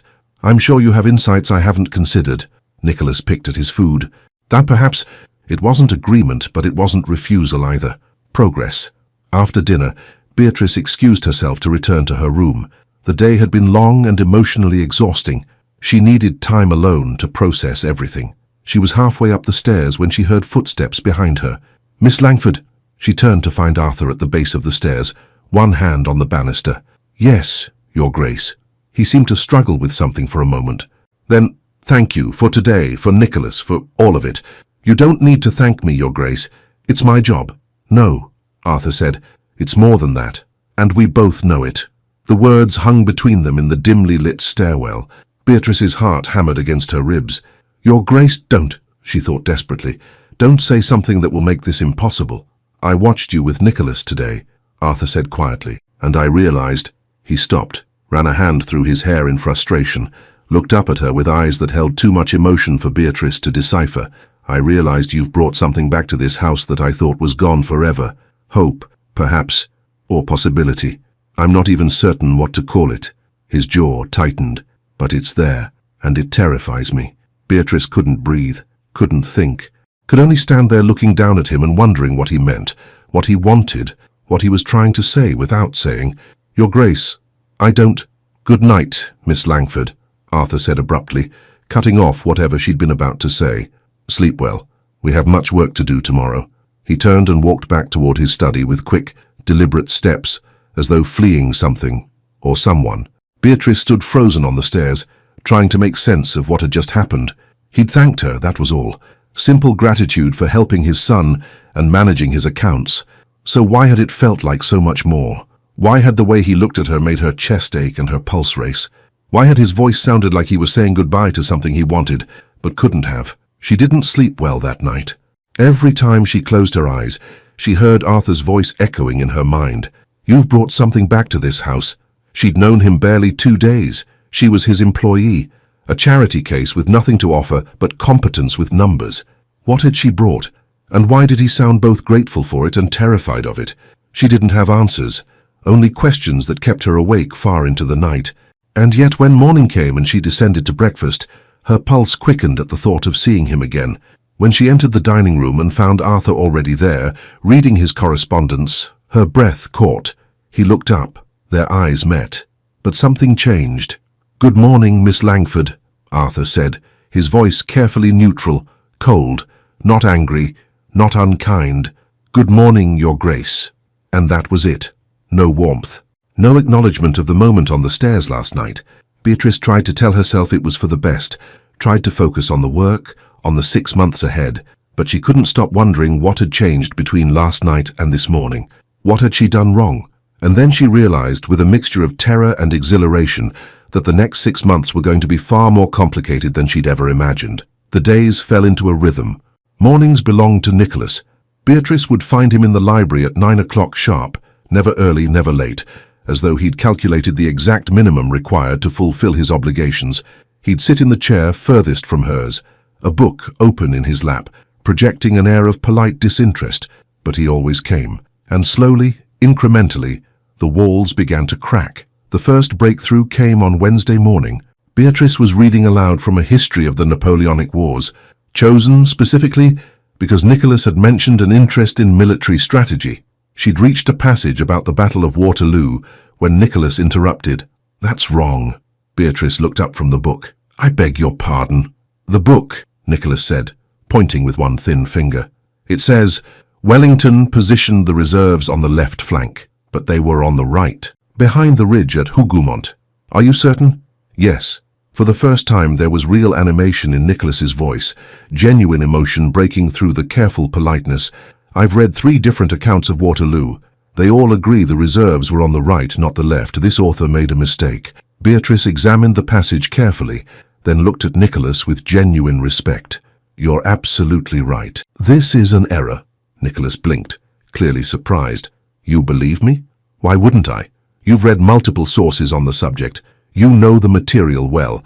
Just because something is printed in a book doesn't make it infallible." Beatrice made a small note in the margin. "Thank you for the correction. I'll remember that the author isn't entirely reliable on tactical details." Something shifted in Nicholas's expression.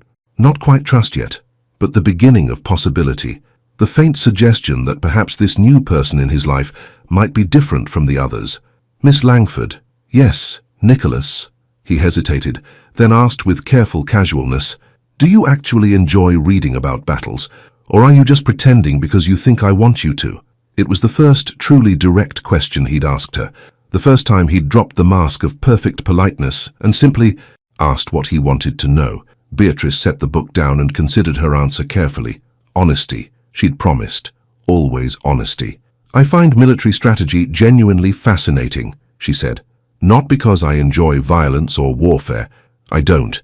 But strategy itself is essentially a very complex problem requiring mathematical thinking, resource management, and the ability to predict human behavior under pressure. It's rather like accounting, actually, but with significantly higher stakes." Nicholas tilted his head, studying her with those 2 old eyes. "That's a strange way to think about war." "Perhaps, but it's honest." Beatrice held his gaze steadily.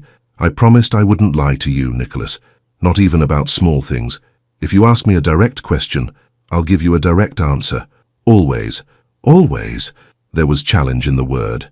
"Testing." "Always," Beatrice confirmed. Nicholas was quiet for a long moment, his thin fingers tracing the edge of his book. Then, so quietly she almost missed it, "Did you really mean it? That you're leaving in 6 months?" Ah, there it was. The real question. The one that mattered more than anything else. Beatrice took a slow breath. "I meant it," she said gently. "I have an aunt in America, Boston. I've been saving money for passage since before I came here. At the end of 6 months, I should have enough to make the journey." "So you are leaving?" Nicholas's voice was carefully flat, carefully empty. "That's my plan, yes." Beatrice paused, then added carefully, "But Nicholas, plans change. Life is unpredictable. I can't promise I'll stay forever because I genuinely don't know what will happen 6 months from now. None of us do. The future is always uncertain, but you'll probably leave." "Probably," Beatrice admitted, refusing to soften the truth, even though she could see how it hurt him. "But not because of you. Not because you did anything wrong or drove me away like you drove away the governesses. Simply because I had that plan before I ever came to Silverton Manor, before I even knew you existed." Nicholas looked down at his hands, small and pale against the dark leather of his book. "The others said they'd stay forever. Every single one of them promised. And they lied to you," Beatrice said quietly. "Which was cruel, Nicholas. Deeply cruel.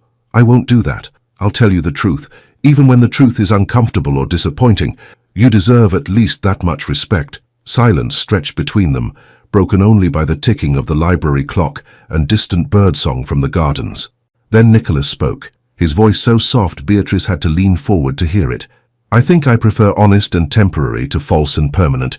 Beatrice's throat tightened with unexpected emotion. So do I, Nicholas. So do I. Nicholas picked up his own book, a different military history he'd brought from his room, and opened it to a marked page. But before he began reading, he said, without looking up, "We could read together tomorrow morning, if you want. I have another book about Roman military tactics that's supposed to be quite good. It has detailed illustrations of siege equipment. It wasn't quite an invitation, barely even a suggestion, really, but it was something. A small crack in the armor, a tentative extension of trust. I'd like that very much," Beatrice said, keeping her voice calm, despite the small triumph blooming in her chest. And for the first time since she'd arrived at Silverton Manor, Nicholas smiled. Just a little, just a brief flicker at the corner of his mouth, but it was real. By Friday afternoon, the progress with Nicholas felt almost miraculous. He'd begun arriving to their morning sessions a few minutes early, books already selected and passages marked that he wanted to discuss. His questions grew bolder, more confident, and once, just once, when Beatrice made a joke about Hannibal's elephants being rather impractical for alpine crossings, Nicholas had actually laughed. A real laugh, brief and surprised, as though he'd forgotten he was capable of such a sound. But Beatrice had heard it, and apparently so had Arthur. That afternoon in the study, Arthur was unusually quiet. Beatrice worked through another ledger, documenting the steady pattern of Mr. Pemberton's embezzlement, while Arthur supposedly reviewed tenant correspondence at his own desk. But she could feel his gaze on her. Several times she looked up to find him staring, expression unreadable. Each time, he quickly returned his attention to his papers. The silence grew heavy, uncomfortable. Finally, Beatrice set down her pen. "Your Grace, is something wrong?" Arthur blinked, as though pulling himself from deep thought. "What? No. Nothing's wrong. You've been staring at me for the past 20 minutes. I haven't." He stopped, caught. "My apologies. I was merely thinking." "About what, if I may ask?" Arthur set down his own pen with careful precision. When he spoke, his voice was quiet. "Nicholas laughed this morning." Beatrice felt a small smile tug at her lips. "Sally elephants were objectively ridiculous when you think about it practically. He hasn't laughed in months," Arthur continued, as though she hadn't spoken. "Not genuinely, not the way he used to before." He trailed off, but Beatrice knew what he'd left unsaid before his mother died. "He's a remarkable child, Your Grace," Beatrice said carefully. "Intelligent, perceptive. He just needed someone who wouldn't give up on him. 4 governesses gave up on him in less than a year," Arthur said. 4 educated, experienced women who came with impeccable references. And you, with no formal training, no references at all, managed to reach him in less than a week. There was something in his tone that Beatrice couldn't quite identify. Not quite admiration, not quite something else. "I haven't done anything special, Your Grace. I've simply been honest with him." "You told him you're leaving." The words hung in the air. "I did," Beatrice confirmed, "because it's the truth. He deserved to know." Arthur stood abruptly and moved to the window, his back to her. His shoulders were tense, his hands clasped tightly behind his back. "He's attaching to you," Arthur said to the glass. "I can see it. The way he watches for you in the mornings. The way he brings you books he wants to share. The way he started to—" Arthur's voice roughened. "The way he started to hope again." Beatrice's chest tightened. "Your Grace, and in 6 months, you'll leave," Arthur continued, still not turning around. "You'll go to America, and he'll lose someone else he's dared to care about, and I don't—" He stopped, took a visible breath. "I don't know how to protect him from that without asking you to give up your freedom, and I can't do that, Beatrice. I won't trap you here out of guilt or obligation. You've been trapped enough already." It was the first time he'd used her given name since that initial conversation in the study. The intimacy of it made something flutter in Beatrice's chest. "Arthur," she said softly, using his name deliberately. "Look at me." He didn't move for a long moment. Then, slowly, he turned. The expression on his face made Beatrice's breath catch.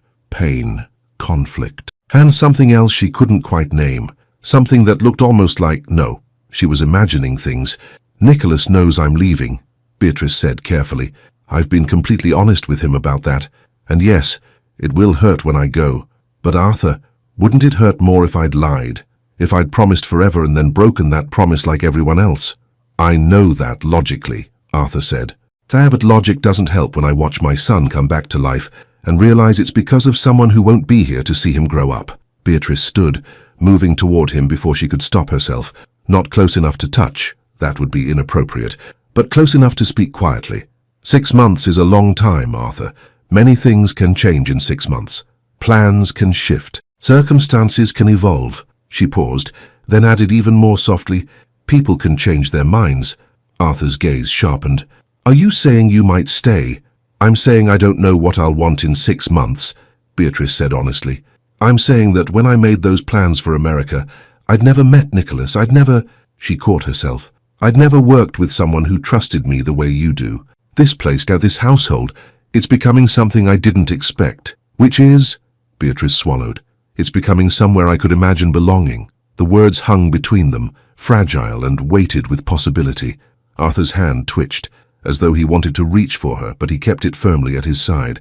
Miss Langford, he said, his formality a stark contrast to the emotion in his eyes. I need to be very clear about something. Yes, Your Grace? I care about what happens to you, about your well-being, your happiness, your future, not just as your employer, but as... He stopped, visibly struggling. As someone who has come to value you greatly in a very short time. Beatrice's heart was hammering. Arthur, but, he continued firmly, I won't allow myself to develop feelings that would compromise your freedom to choose your own path. You came here fleeing one cage. I won't build you another, no matter how gilded it might be. He took a deliberate step backward, putting distance between them. So I need you to understand, Arthur said, his voice strained. Whatever you decide in 6 months, it must be your decision, not made out of guilt over Nicholas, not made out of some misplaced sense of obligation to me. Your decision, made freely. Beatrice wanted to argue, wanted to ask what he would want if obligation weren't a factor, wanted to know if the thing she saw in his eyes was what she hoped it was. But before she could find the words, Arthur had turned back to his desk. We should return to work, he said, his tone forcibly neutral. I believe you were documenting the embezzlement from 1821. The moment was over. The wall was back up, and Beatrice was left standing there, trying to understand what had just happened and why her chest ached, with something that felt uncomfortably like loss. By the second week, Beatrice had begun to notice a pattern. Mornings with Nicholas continued to improve. He'd started seeking her out, not obviously, but in small ways. A book left on her chair with a note about which chapter to read. A drawing slipped under her door, showing a Roman legion formation they'd discussed. Once, she found him waiting in the corridor outside her room at precisely 8:55, clearly having timed his arrival to seem accidental. Oh, he'd said with studied casualness. You're going to the library now. I was just heading that direction myself. They'd walked together in companionable silence, and Beatrice had hidden her smile.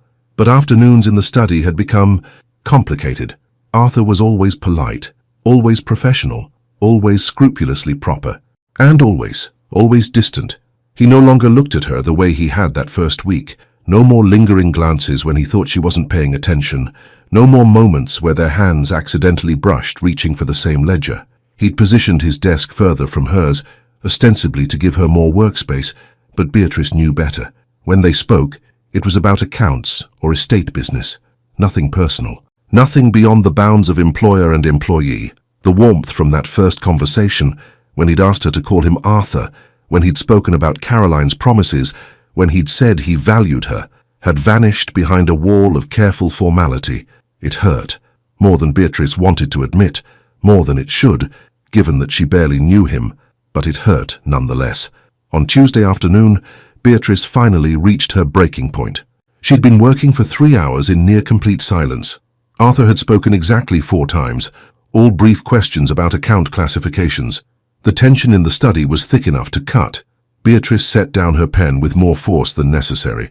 Have I done something to offend you, Your Grace? Arthur looked up from his correspondence, expression carefully neutral. Of course not. Why would you ask that? Because you can barely stand to look at me anymore, Beatrice said bluntly. Because you've moved your desk further away. Because you speak to me now with less warmth than you show the footman. I'm merely maintaining appropriate professional distance. Appropriate professional distance, Beatrice repeated. Is that what we're calling it? Arthur's jaw tightened. Miss Langford, you asked me to call you Arthur, Beatrice interrupted. Just when we were alone, in this very room, you said you wanted She stopped herself, realizing how close she was to saying something she couldn't take back. "I said many things that were inappropriate," Arthur said stiffly. "I've since reconsidered." "Reconsidered what, exactly?" "The wisdom of allowing our working relationship to become complicated by personal considerations." Beatrice felt something hot and sharp twist in her chest. "I see. So that conversation about me belonging here, about you valuing me greatly, was a mistake," Arthur said flatly. "A moment of weakness I deeply regret." The words hit like a slap. Beatrice stood abruptly, her chair scraping against the floor. "A mistake? Yes, I see." Beatrice's voice came out colder than she'd intended. "Thank you for clarifying, Your Grace. I'll be certain to maintain appropriate professional distance from now on. Wouldn't want any more mistakes." She gathered her papers with shaking hands. "Where are you going?" Arthur asked. "We have another hour of work scheduled." "I find I need some air, Your Grace. I'm sure you can manage without me for the rest of the afternoon." Beatrice left the study before he could respond, before the burning behind her eyes could turn into actual tears. She made it to her room, closed the door, and sat on the edge of her bed with her head in her hands. Stupid, she told herself viciously. Stupid to think he meant any of it. Stupid to hope. Stupid to care. He was a duke. She was a temporary employee fleeing a scandal. Of course it had been a mistake. Of course he'd reconsidered. What had she expected? That he'd actually... A knock at the door interrupted her spiraling thoughts. "Miss Langford," Mrs. Dawson's voice. "May I come in, dear?"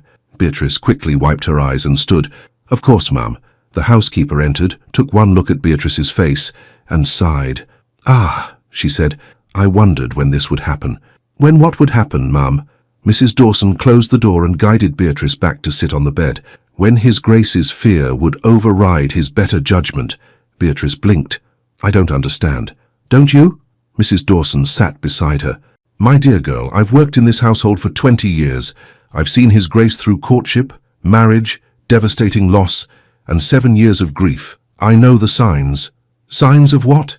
"Of a man falling in love and being absolutely terrified by it." Beatrice's breath caught.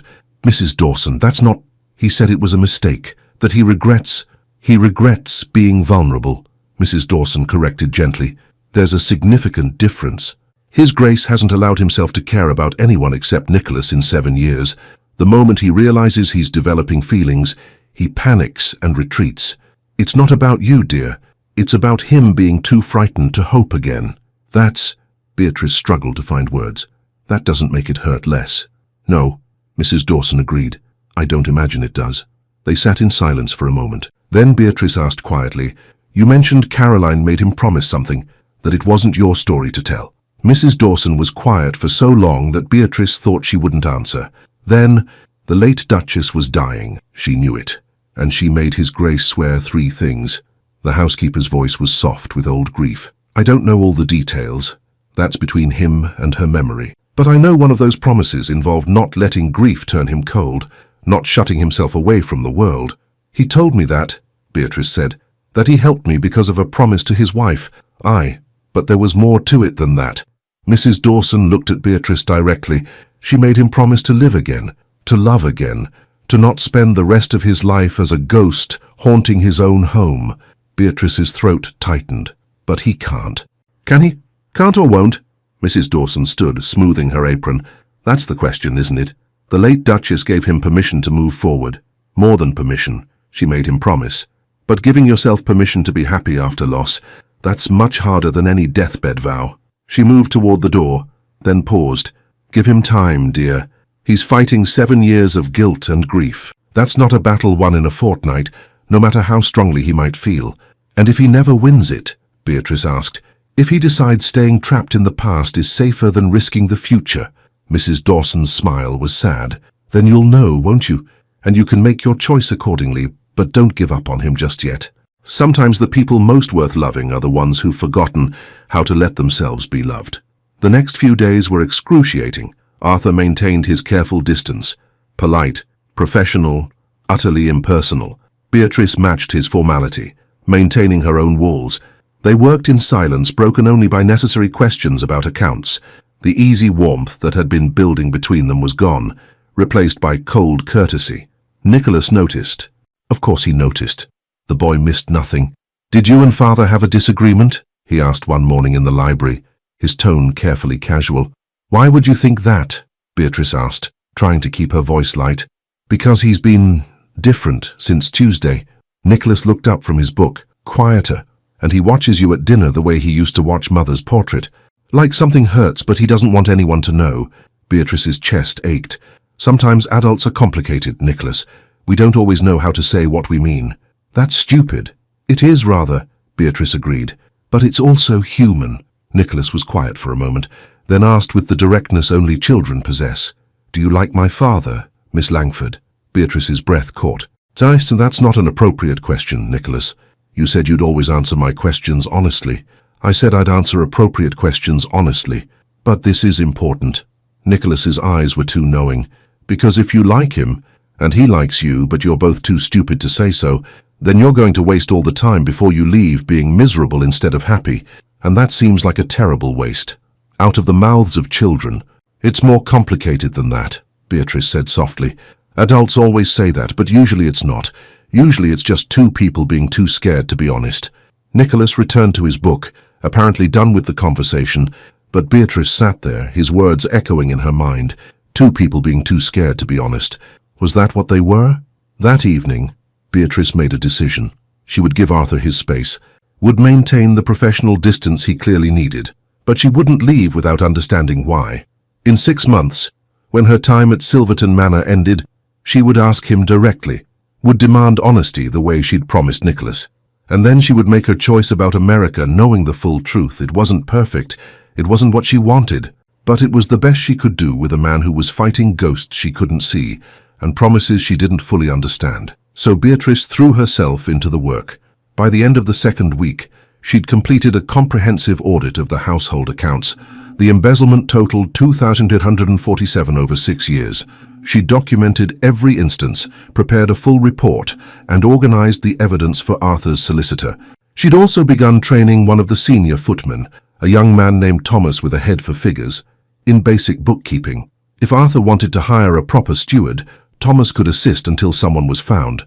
She was making herself unnecessary, creating a path for her own exit, and if that thought made her chest ache, well, that was her problem to manage. Friday evening, Arthur requested her presence in the study after dinner. Beatrice knocked and entered to find him standing by the fireplace, her completed audit report in his hands. "You finished?" he said. "Yes, Your Grace. This is..." He flipped through the pages. "Extraordinary work, Miss Langford. Comprehensive, clearly documented, organized for legal review. My solicitor in London couldn't have done better. Thank you, Your Grace. You've also begun training Thomas. I thought it prudent to ensure continuity, Your Grace. When I leave..." Something flickered in Arthur's eyes. "When you leave, yes." Silence fell.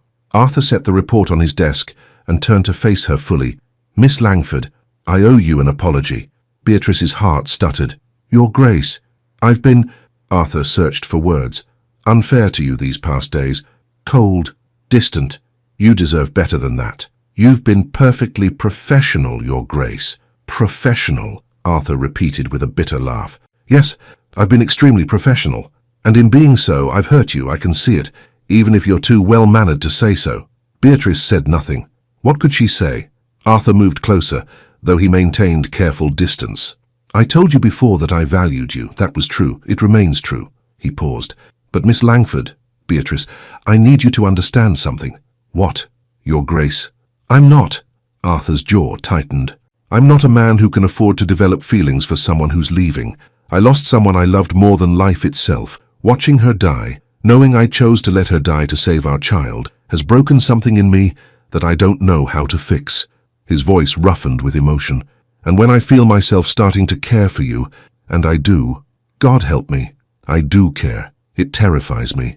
Because in 6 months you'll leave, and I'll lose someone else I've allowed myself to care about, and I don't know if I can survive that again." Beatrice's throat was tight. "So you push me away first." "So I maintain distance," Arthur corrected, "to protect us both, because if I let myself fall in love with you, Beatrice, I won't be able to let you go when the time comes. And keeping you here against your will, even with the best intentions, would be unconscionable." "You keep talking about my will as though you know what it is," Beatrice said quietly.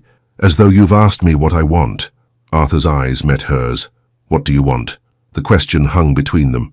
Beatrice could answer honestly, could tell him that she was already half in love with him and his broken household and his wounded son. Could admit that the thought of leaving in 6 months hurt more than the thought of staying, but looking at the pain in Arthur's eyes, the fear barely masked behind careful control, she understood. He wasn't ready. He might never be ready. And she couldn't force him to be. "I want," Beatrice said carefully, "to honor my commitment. 6 months of work in exchange for passage to America. That was our agreement. And if I asked you to stay? Are you asking?" Arthur held her gaze for a long, painful moment. Then he looked away. "No, I'm not." And there it was. The truth, finally spoken. He cared for her, perhaps could even love her, given time, but he was too afraid to try. "Then I suppose we both know where we stand, Your Grace," Beatrice said, proud that her voice remained steady. "I'll continue working with Nicholas in the mornings and completing whatever additional tasks you require. In 6 months, I'll leave for Boston as planned, and we'll both move forward with our separate lives." "Beatrice, is there anything else you needed to discuss, Your Grace?" Arthur's hands clenched at his sides. "No, nothing else." "Then, if you'll excuse me, I have correspondence to write." Beatrice turned and walked to the door. Beatrice." She paused but didn't turn around. "Yes, Your Grace. I'm sorry. For all of this, you deserve better." "Yes," Beatrice said quietly. "I do." She left the study with her head high and her heart breaking, and behind her, Arthur stood alone in the firelight, surrounded by perfectly organized ledgers that documented theft and loss and the price of misplaced trust.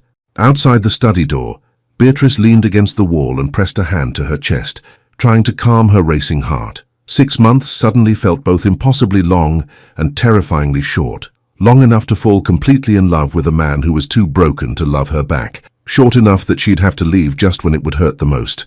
Perhaps, she thought, I should start looking into earlier passage to Boston. But even as the thought formed, she knew she wouldn't. She'd made a promise to Nicholas. She'd committed to 6 months of work. And unlike every other adult in that boy's life, she would keep her promises, even if it destroyed her in the process. 6 weeks had passed since Beatrice arrived at Silverton Manor. 6 weeks of mornings with Nicholas and afternoons avoiding Arthur's eyes. 6 weeks of pretending her heart wasn't breaking a little more each day. Mornings with Nicholas continued to improve. He'd begun arriving early to their sessions, books already selected, questions prepared. He challenged her interpretations of military campaigns, debated strategy, and once, only once, called her B, before quickly correcting himself back to Miss Langford. Beatrice pretended not to notice the slip, but she'd smiled about it for the rest of the day. Afternoons in the study had become an exercise in controlled avoidance. Arthur was always polite, always professional, always achingly distant. They worked in silence, punctuated only by necessary questions about accounts or estate business. She'd completed the full audit weeks ago and had moved on to training Thomas, the young footman with a talent for figures. Her work at Silverton Manor was essentially finished. She could leave whenever she chose. But she didn't.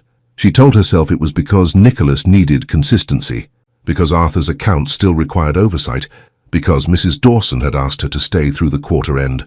All true. All excuses. The real reason sat across from her every afternoon, carefully not looking at her, pretending he couldn't feel the tension that crackled between them, like lightning waiting to strike. It was mid-June when everything finally shattered.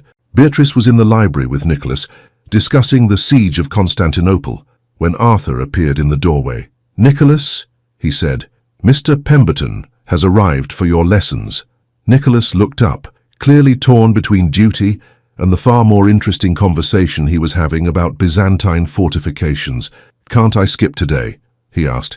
"Miss Langford was just explaining how the chain across the Golden Horn—" "Your lessons are important," Arthur interrupted, though his tone was gentle. "Miss Langford will still be here this afternoon."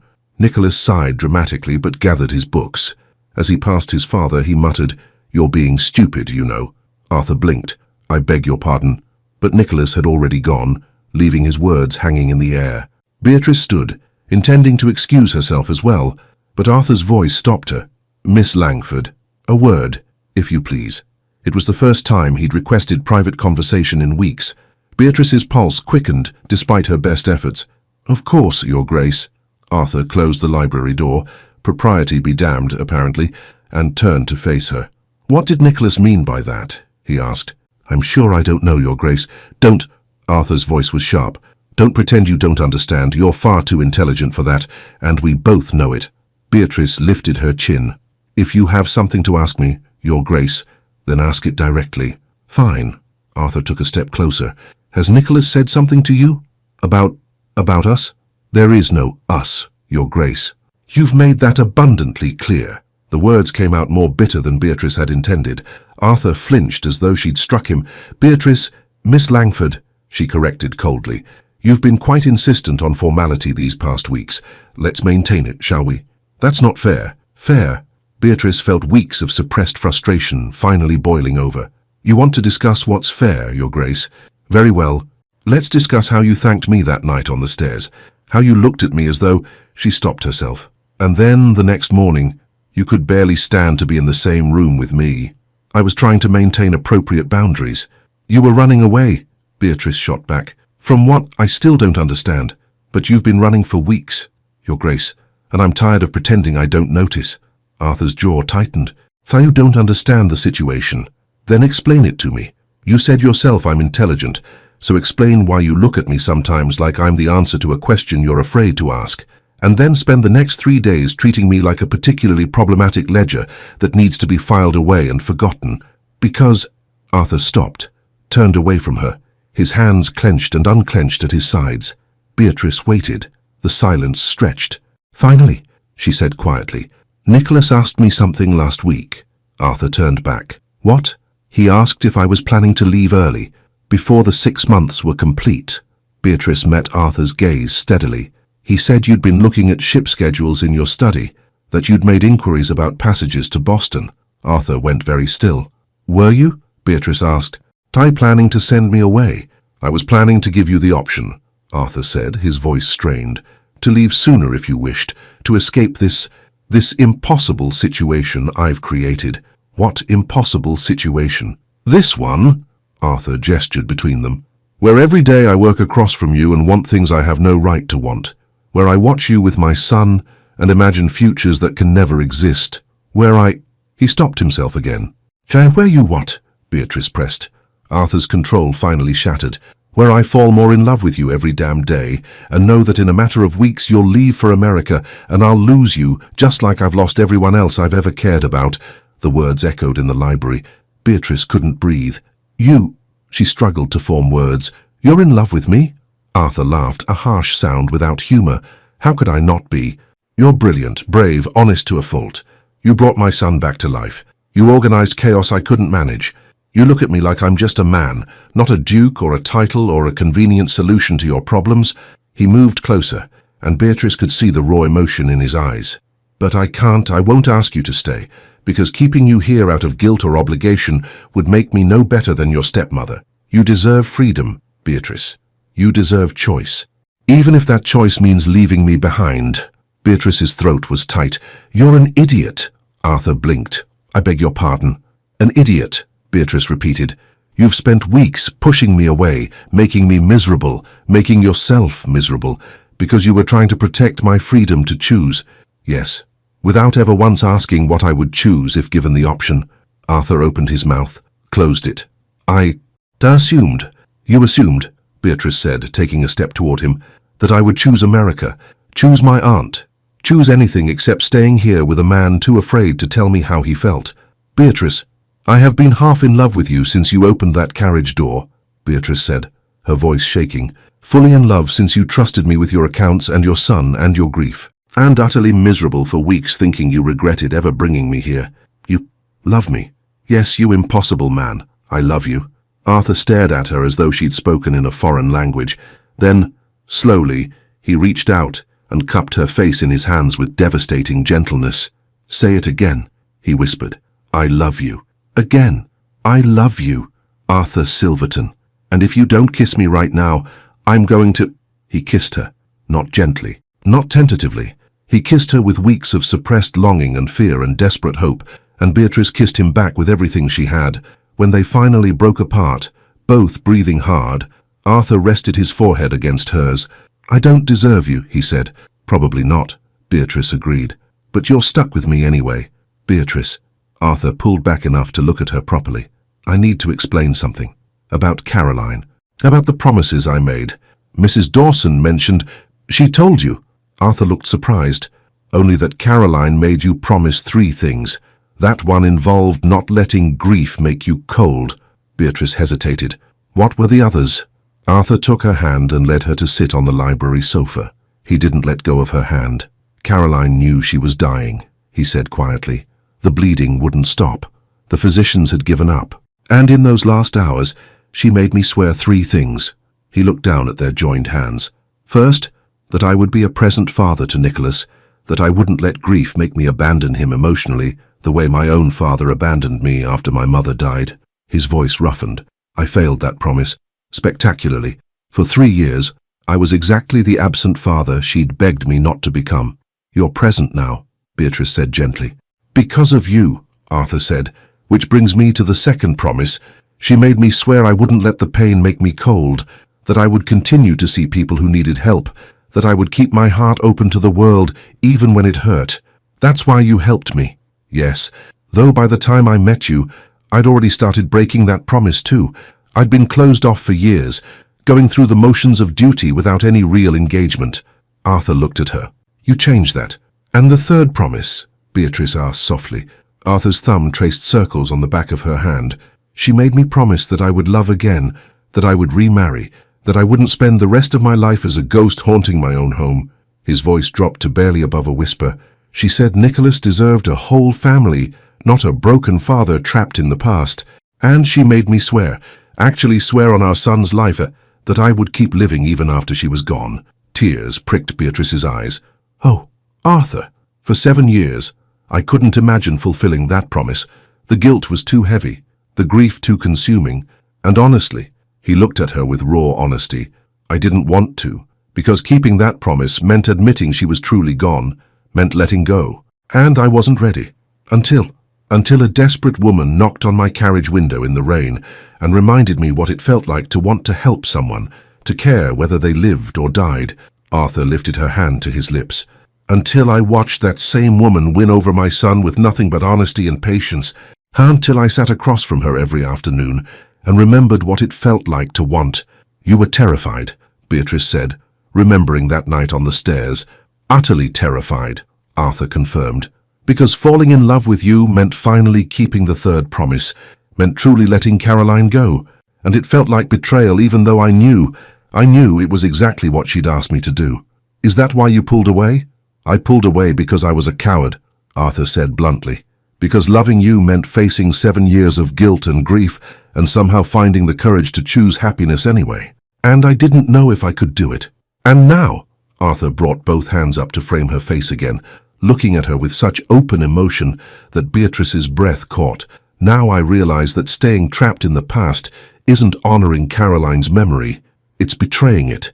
She didn't ask me to grieve forever. She asked me to live, to love, to be the kind of man who could open doors for desperate strangers and fall in love with brilliant women who organize his accounts and steal his son's heart. He smiled, and it transformed his whole face. So no more pulling away, no more running. I love you, Beatrice Langford, and I'm choosing you, not out of obligation to a promise, but because you're the only choice I want to make. Beatrice was crying now, tears streaming freely down her face. I choose you too. America can wait. Or, she paused, or maybe America was never really what I wanted. Maybe I just needed somewhere to belong, and I've found that here. Stay, Arthur said, not as my employee, not as Nicholas's tutor. Stay as my wife, as his mother, as the woman I love more than I knew it was possible to love anyone. Yes, Beatrice said without hesitation. Yes, yes, yes. They kissed again, slower this time, sweeter, with the desperate edge giving way to certainty and joy, and the promise of a future neither had dared to imagine. When they finally pulled apart, Arthur was smiling. Nicholas is going to be insufferable about this, he said. He's been telling me for weeks that I was being stupid. He's a perceptive child. He gets that from his mother, Arthur said. Then, more quietly, both of them. The words hung in the air, an acknowledgement of Caroline's place in their story and Beatrice's new place in their future. Thank you, Beatrice whispered. For what? For opening that carriage door, for trusting me with your accounts and your son and your grief, for being brave enough to love again even when it terrified you. Arthur pulled her close, tucking her against his chest. Thank you for knocking, for staying, for being patient with a man too stubborn and broken to see what was right in front of him. They sat there for a long moment, wrapped in each other and the quiet peace of finally getting it right. Then Beatrice pulled back slightly. Arthur? Yes? We should probably tell Nicholas before he hears it from the servants. Arthur laughed. He's going to claim he knew all along. He probably did. Insufferable child. Our insufferable child, Beatrice corrected. Arthur's eyes softened. Our child. I like the sound of that. So do I. They stood, hands still joined, and headed toward the door. Tomorrow there would be logistics to manage, calling the bands, writing to her aunt in Boston, dealing with the inevitable gossip. But today they had each other, and that was more than enough. They found Nicholas in the schoolroom with Mr. Pemberton, supposedly working on Latin conjugations, but actually doodling what appeared to be siege engines in the margins of his workbook. Nicholas, Arthur said from the doorway. A word, please. Mr. Pemberton looked up, clearly prepared to defend his student, but Arthur waved him off. It's a family matter. We'll return him shortly. Nicholas set down his pen with barely concealed relief and followed them into the corridor. His eyes darted between Arthur and Beatrice, taking in their joined hands, their barely suppressed smiles. Finally, he said. Arthur blinked. Finally, you told her you love her. It wasn't a question. How did you... You've been miserable for weeks, Father. Both of you. It was obvious. Nicholas crossed his thin arms. I told you that you were being stupid. Yes, well, Arthur cleared his throat. You were correct. I was being stupid, but I've remedied that situation. Good. Nicholas looked at Beatrice. Does this mean you're staying, not going to America? I'm staying, Beatrice confirmed, as my actual mother, not just as a tutor pretending to be something else. Beatrice's throat tightened. If you'll have me, yes. As your actual mother. Nicholas studied her for a long moment, with a wary gaze that had seen far too much for a child his age. Then, so quietly, Beatrice almost missed it. I'd like that. It wasn't an enthusiastic declaration, wasn't a dramatic embrace. But for Nicholas, it was everything. Beatrice knelt down to his level. I know I can never replace your first mother, Nicholas. I wouldn't want to try. But I promise you this. I will be here. I will stay. And I will love you for as long as you'll let me. Even when I'm difficult. Especially when you're difficult. Nicholas's lips twitched. I'm difficult quite often. I've noticed, Beatrice said gravely. I'm prepared to handle it. And you won't leave, even if I'm horrible and drive you away like I did the governesses. Those women left because they didn't truly see you, Nicholas. I see you. The brilliant, brave, wounded boy who's been protecting himself the only way he knows how, and I'm not going anywhere. Nicholas looked at his father. You promise too. Arthur knelt beside Beatrice. I promise, son. Miss Langford, Beatrice, is going to be part of our family, permanently. If she'll agree to marry me properly. I already agreed, Beatrice said. You agreed in the library in the heat of the moment, Arthur said with a small smile. I'd like to do it properly, with my son present. He took Beatrice's hand and looked at her with such open affection that her heart stuttered. Beatrice Langford, will you do me the extraordinary honor of becoming my wife, of being mother to my son, of spending the rest of your life helping me be the man I should have been all along? Yes, Beatrice said, tears streaming freely now. Yes, Arthur. To all of it? Nicholas made a sound that might have been approval or might have been exasperation. Are you going to kiss her again? Because if so, I should probably look away.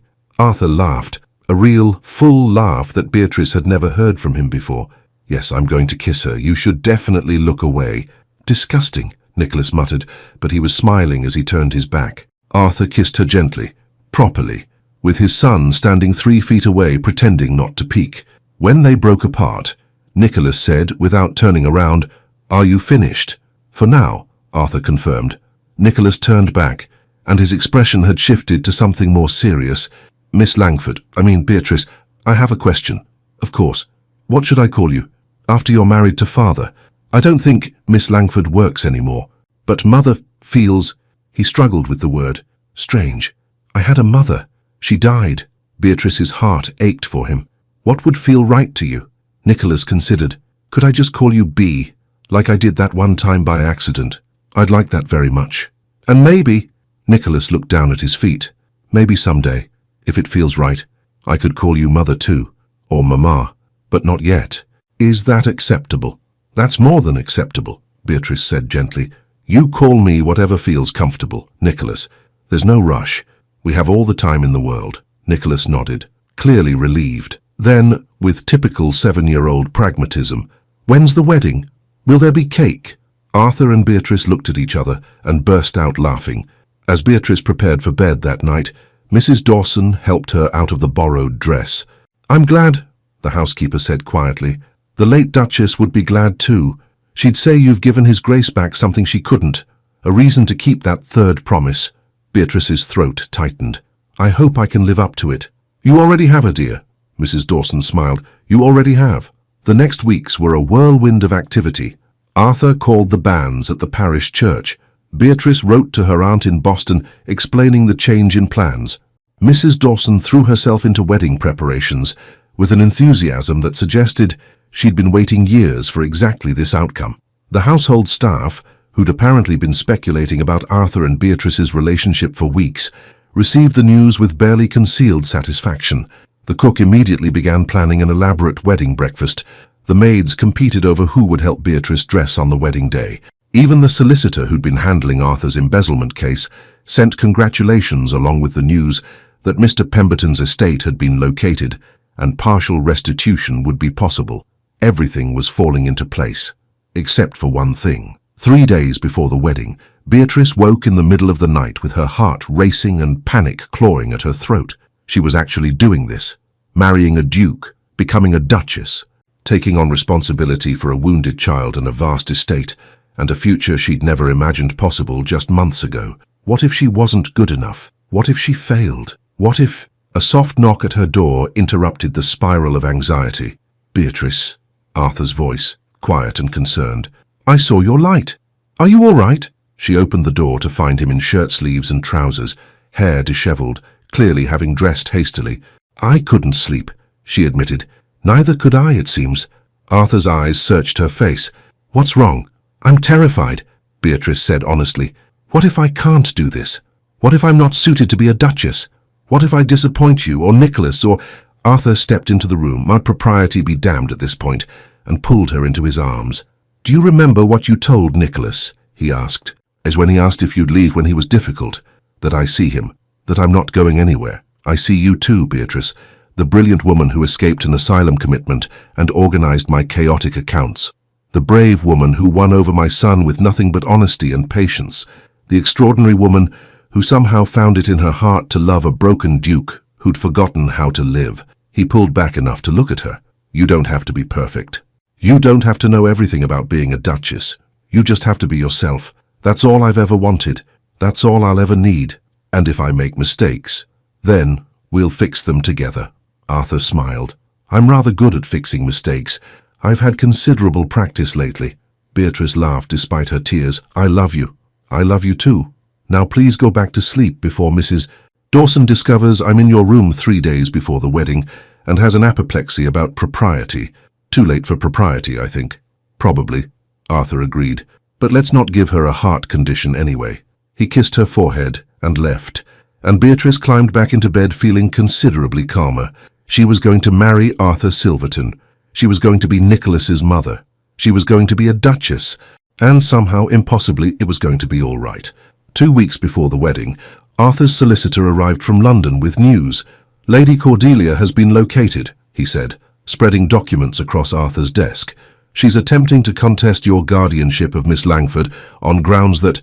Miss Langford is of age, Arthur interrupted calmly. 24 years old. She requires no guardian. Precisely what I informed Lady Cordelia's solicitor. The man smiled grimly. Additionally, evidence of the forged will has been presented to the proper authorities. Lady Cordelia is currently under investigation for fraud. Beatrice, who'd been listening from her usual chair, felt something tight in her chest finally loosen. It's over, she asked quietly. Not entirely, the solicitor admitted. Legal proceedings will take time, but your Grace's protection, he nodded to Arthur, makes you effectively untouchable. Lady Cordelia has no legal standing to pursue you. After the solicitor left, Arthur found Beatrice standing at the window, staring out at the gardens. You're safe, he said quietly. coming to stand behind her. "She can't hurt you anymore." "I know." Beatrice leaned back against him. "It's strange. I spent months terrified of her finding me. And now I realize she already lost. The moment you opened that carriage door, she lost." Beatrice turned to face him. "Because I found something she can never take away." "What's that?" "Home." The wedding was small, just family, what remained of it, and close household staff. Mrs. Dawson wept openly throughout the entire ceremony. Nicholas stood as Arthur's witness, looking simultaneously proud and slightly uncomfortable in his formal attire. Beatrice wore a gown of pale blue silk that had been Caroline's and altered to fit her. Mrs. Dawson had suggested it tentatively, afraid Beatrice might find it inappropriate, but Beatrice had accepted gladly. It felt right, somehow, to wear something of Caroline's. A reminder that she wasn't replacing Nicholas's first mother, but continuing a legacy of love that Caroline had started.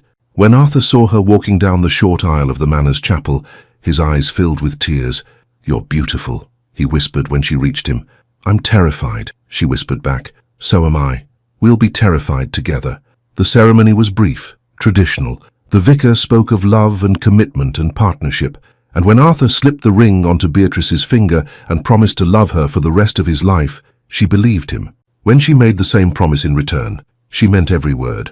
"You may kiss your bride," the vicar said with a smile. Arthur did, thoroughly, while Nicholas made exaggerated gagging sounds and Mrs. Dawson wept even harder. And just like that, Beatrice Langford became Beatrice Silverton, Duchess of Silverton. 2 years later, Beatrice stood in the doorway of the nursery, watching Arthur read to their daughter. Eleanor was 6 months old, all dark curls and her father's amber eyes. She babbled contentedly as Arthur showed her the pictures in a book about Roman military campaigns. "I'm not certain she's quite ready for siege warfare," Beatrice said with amusement. Arthur looked up and grinned. "Turk, it's never too early to learn proper military strategy. She can't even sit up on her own yet." Minor detail. Nicholas appeared behind Beatrice, now 9 years old and considerably less thin than he'd been 2 years ago. "Is father boring Eleanor with history again?" "Apparently," Beatrice said. "Poor Eleanor," Nicholas said with exaggerated sympathy. Then, more quietly, "Mama, do you have a moment? I need help with something." Beatrice's heart still fluttered every time Nicholas called her that. He'd started using Mama about 6 months ago, casually, as though it had always been her name. "Of course. What do you need?" "I'm writing a letter to grandmother." He meant Beatrice's aunt in Boston, who'd finally visited last summer and promptly declared Nicholas her favorite grandchild, despite not being biologically related. "So, but I'm not certain how to spell Constantinople." "Let's work on it together," Beatrice said. As they headed toward Nicholas's room, Arthur called after them. "Don't forget, the solicitor is coming this afternoon about the new steward candidates." "I remember," Beatrice called back. "Thomas is preparing the accounts for review." Thomas had proven to be an excellent assistant, and Arthur was finally ready to hire a proper steward. Beatrice would oversee the transition, but her primary role now was as Duchess and mother, not accountant, though she still reviewed the books quarterly. Old habits died hard. Later that afternoon, after the solicitor had left and Eleanor had been put down for her nap, Beatrice found Arthur in his study. He looked up as she entered, and his face transformed with the smile he reserved just for her. "Hello, wife." "Hello, husband." Beatrice moved around the desk and settled onto his lap, a habit they'd developed during those first married months and never quite broken. Arthur wrapped his arms around her waist. "Happy? Ridiculously so. You? Beyond measure." He pressed a kiss to her temple. "Do you ever regret it? Not going to America? Not having the adventure you'd planned?" Beatrice thought about it honestly. "No, I found a better adventure here. A family, a home, a purpose. Everything I was running toward in Boston I found at Silverton Manor.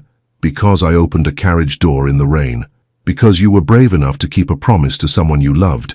And because I was desperate enough to ask for help." Beatrice turned to look at him properly. "We both had to be brave that night. We both had to choose hope over fear. I'm glad we did. So am I." They sat in comfortable silence for a moment. Then Arthur said quietly, "I visited Caroline's grave yesterday, with Nicholas." Beatrice's heart squeezed. "How was he?" "Good. Peaceful. He told her about Eleanor, about you, about how happy we are." Arthur's voice thickened. "And he thanked her for making me promise to keep living. He said he used to be angry about it, but now he understands why she did it." Tears pricked Beatrice's eyes. "That's beautiful. I thanked her too," Arthur continued, "for giving me permission to love again, for pushing me toward a future I couldn't imagine at the time." He looked at Beatrice. "I think she'd like you. I think she'd be glad I found you." "I hope so," Beatrice said softly. "I like to think she'd be happy knowing Nicholas has a whole family now." "That you both do." Arthur pulled her closer. "We have more than a family. We have happiness, peace, a future full of possibility." He smiled. "And apparently a daughter who's going to be a military strategist before she can walk." Beatrice laughed. "I blame you for that entirely. I accept full responsibility." They kissed, sweet and familiar, the kind of kiss that spoke of years together and years still to come. When they pulled apart, Beatrice said, "Nicholas wants to know if we can get a dog." "Absolutely not." "That's what I said." "Good." Pause. "Though a small dog might be acceptable," Arthur added. "For Eleanor, of course." "Of course," Beatrice agreed, hiding her smile. Nicholas was getting his dog. They both knew it. From down the hall came the sound of Eleanor waking from her nap, making the small cooing sounds that meant she wanted attention. "Your turn," Arthur said. "I got her last time. But you're so much better at it." "Flatterer. It's one of my best qualities." Beatrice stood and headed toward the door, then paused to look back at Arthur. He was watching her with such open love that her breath caught on even after 2 years of marriage. "I love you," she said. "I love you too," Arthur replied. "Now go rescue our daughter from her crib before she decides to launch a siege on the nursery." Military humor. How romantic. "You married me anyway." "I did," Beatrice agreed. "Best decision I ever made." "Second best," Arthur corrected. "First was knocking on that carriage door." Beatrice smiled. "You're right. First was knocking. Second was staying. And third was realizing that home isn't a place. It's people who love you, even when you're difficult and broken and trying to figure out how to be brave." Arthur stood and crossed to her, pulling her into his arms one more time. "We figured it out though, didn't we?" he said. "How to be brave together." "We did," Beatrice agreed. "And we'll keep figuring it out, for the rest of our lives." "I'm looking forward to it." "So am I." Eleanor's coos turned into more insistent demands for attention. "You should probably," Arthur began. I'm going." But before she left, she kissed him once more, quick and sweet and full of promise. Then she went to get their daughter, while Arthur returned to his correspondence and Nicholas practiced his spelling. And somewhere in the gardens, Mrs. Dawson hummed while cutting flowers for the dinner table. It was ordinary, domestic, nothing like the desperate flight through London rain that had brought Beatrice here. It was perfect. And as Beatrice picked up Eleanor and the baby grasped her finger with a surprisingly strong grip, she thought about all the choices that had led to this moment. The choice to run, the choice to ask for help, the choice to stay when leaving would have been safer, the choice to love when fear would have been easier. She'd chosen bravely, and brave choices, she'd learned, led to the kind of happiness she'd never imagined possible. The kind that felt like coming home. Thank you so much for staying with us until the very end. If this story moved you, please consider subscribing to our channel, leaving a like, sharing it with friends, and writing a comment below. Your support means everything to us and keeps us inspired to tell more stories filled with love, resilience, redemption, and second chances. At the end of this video, you'll find another unforgettable romance from our collection. Click and discover where the next story will take you. With all our appreciation, the Empire of Heart Stories team.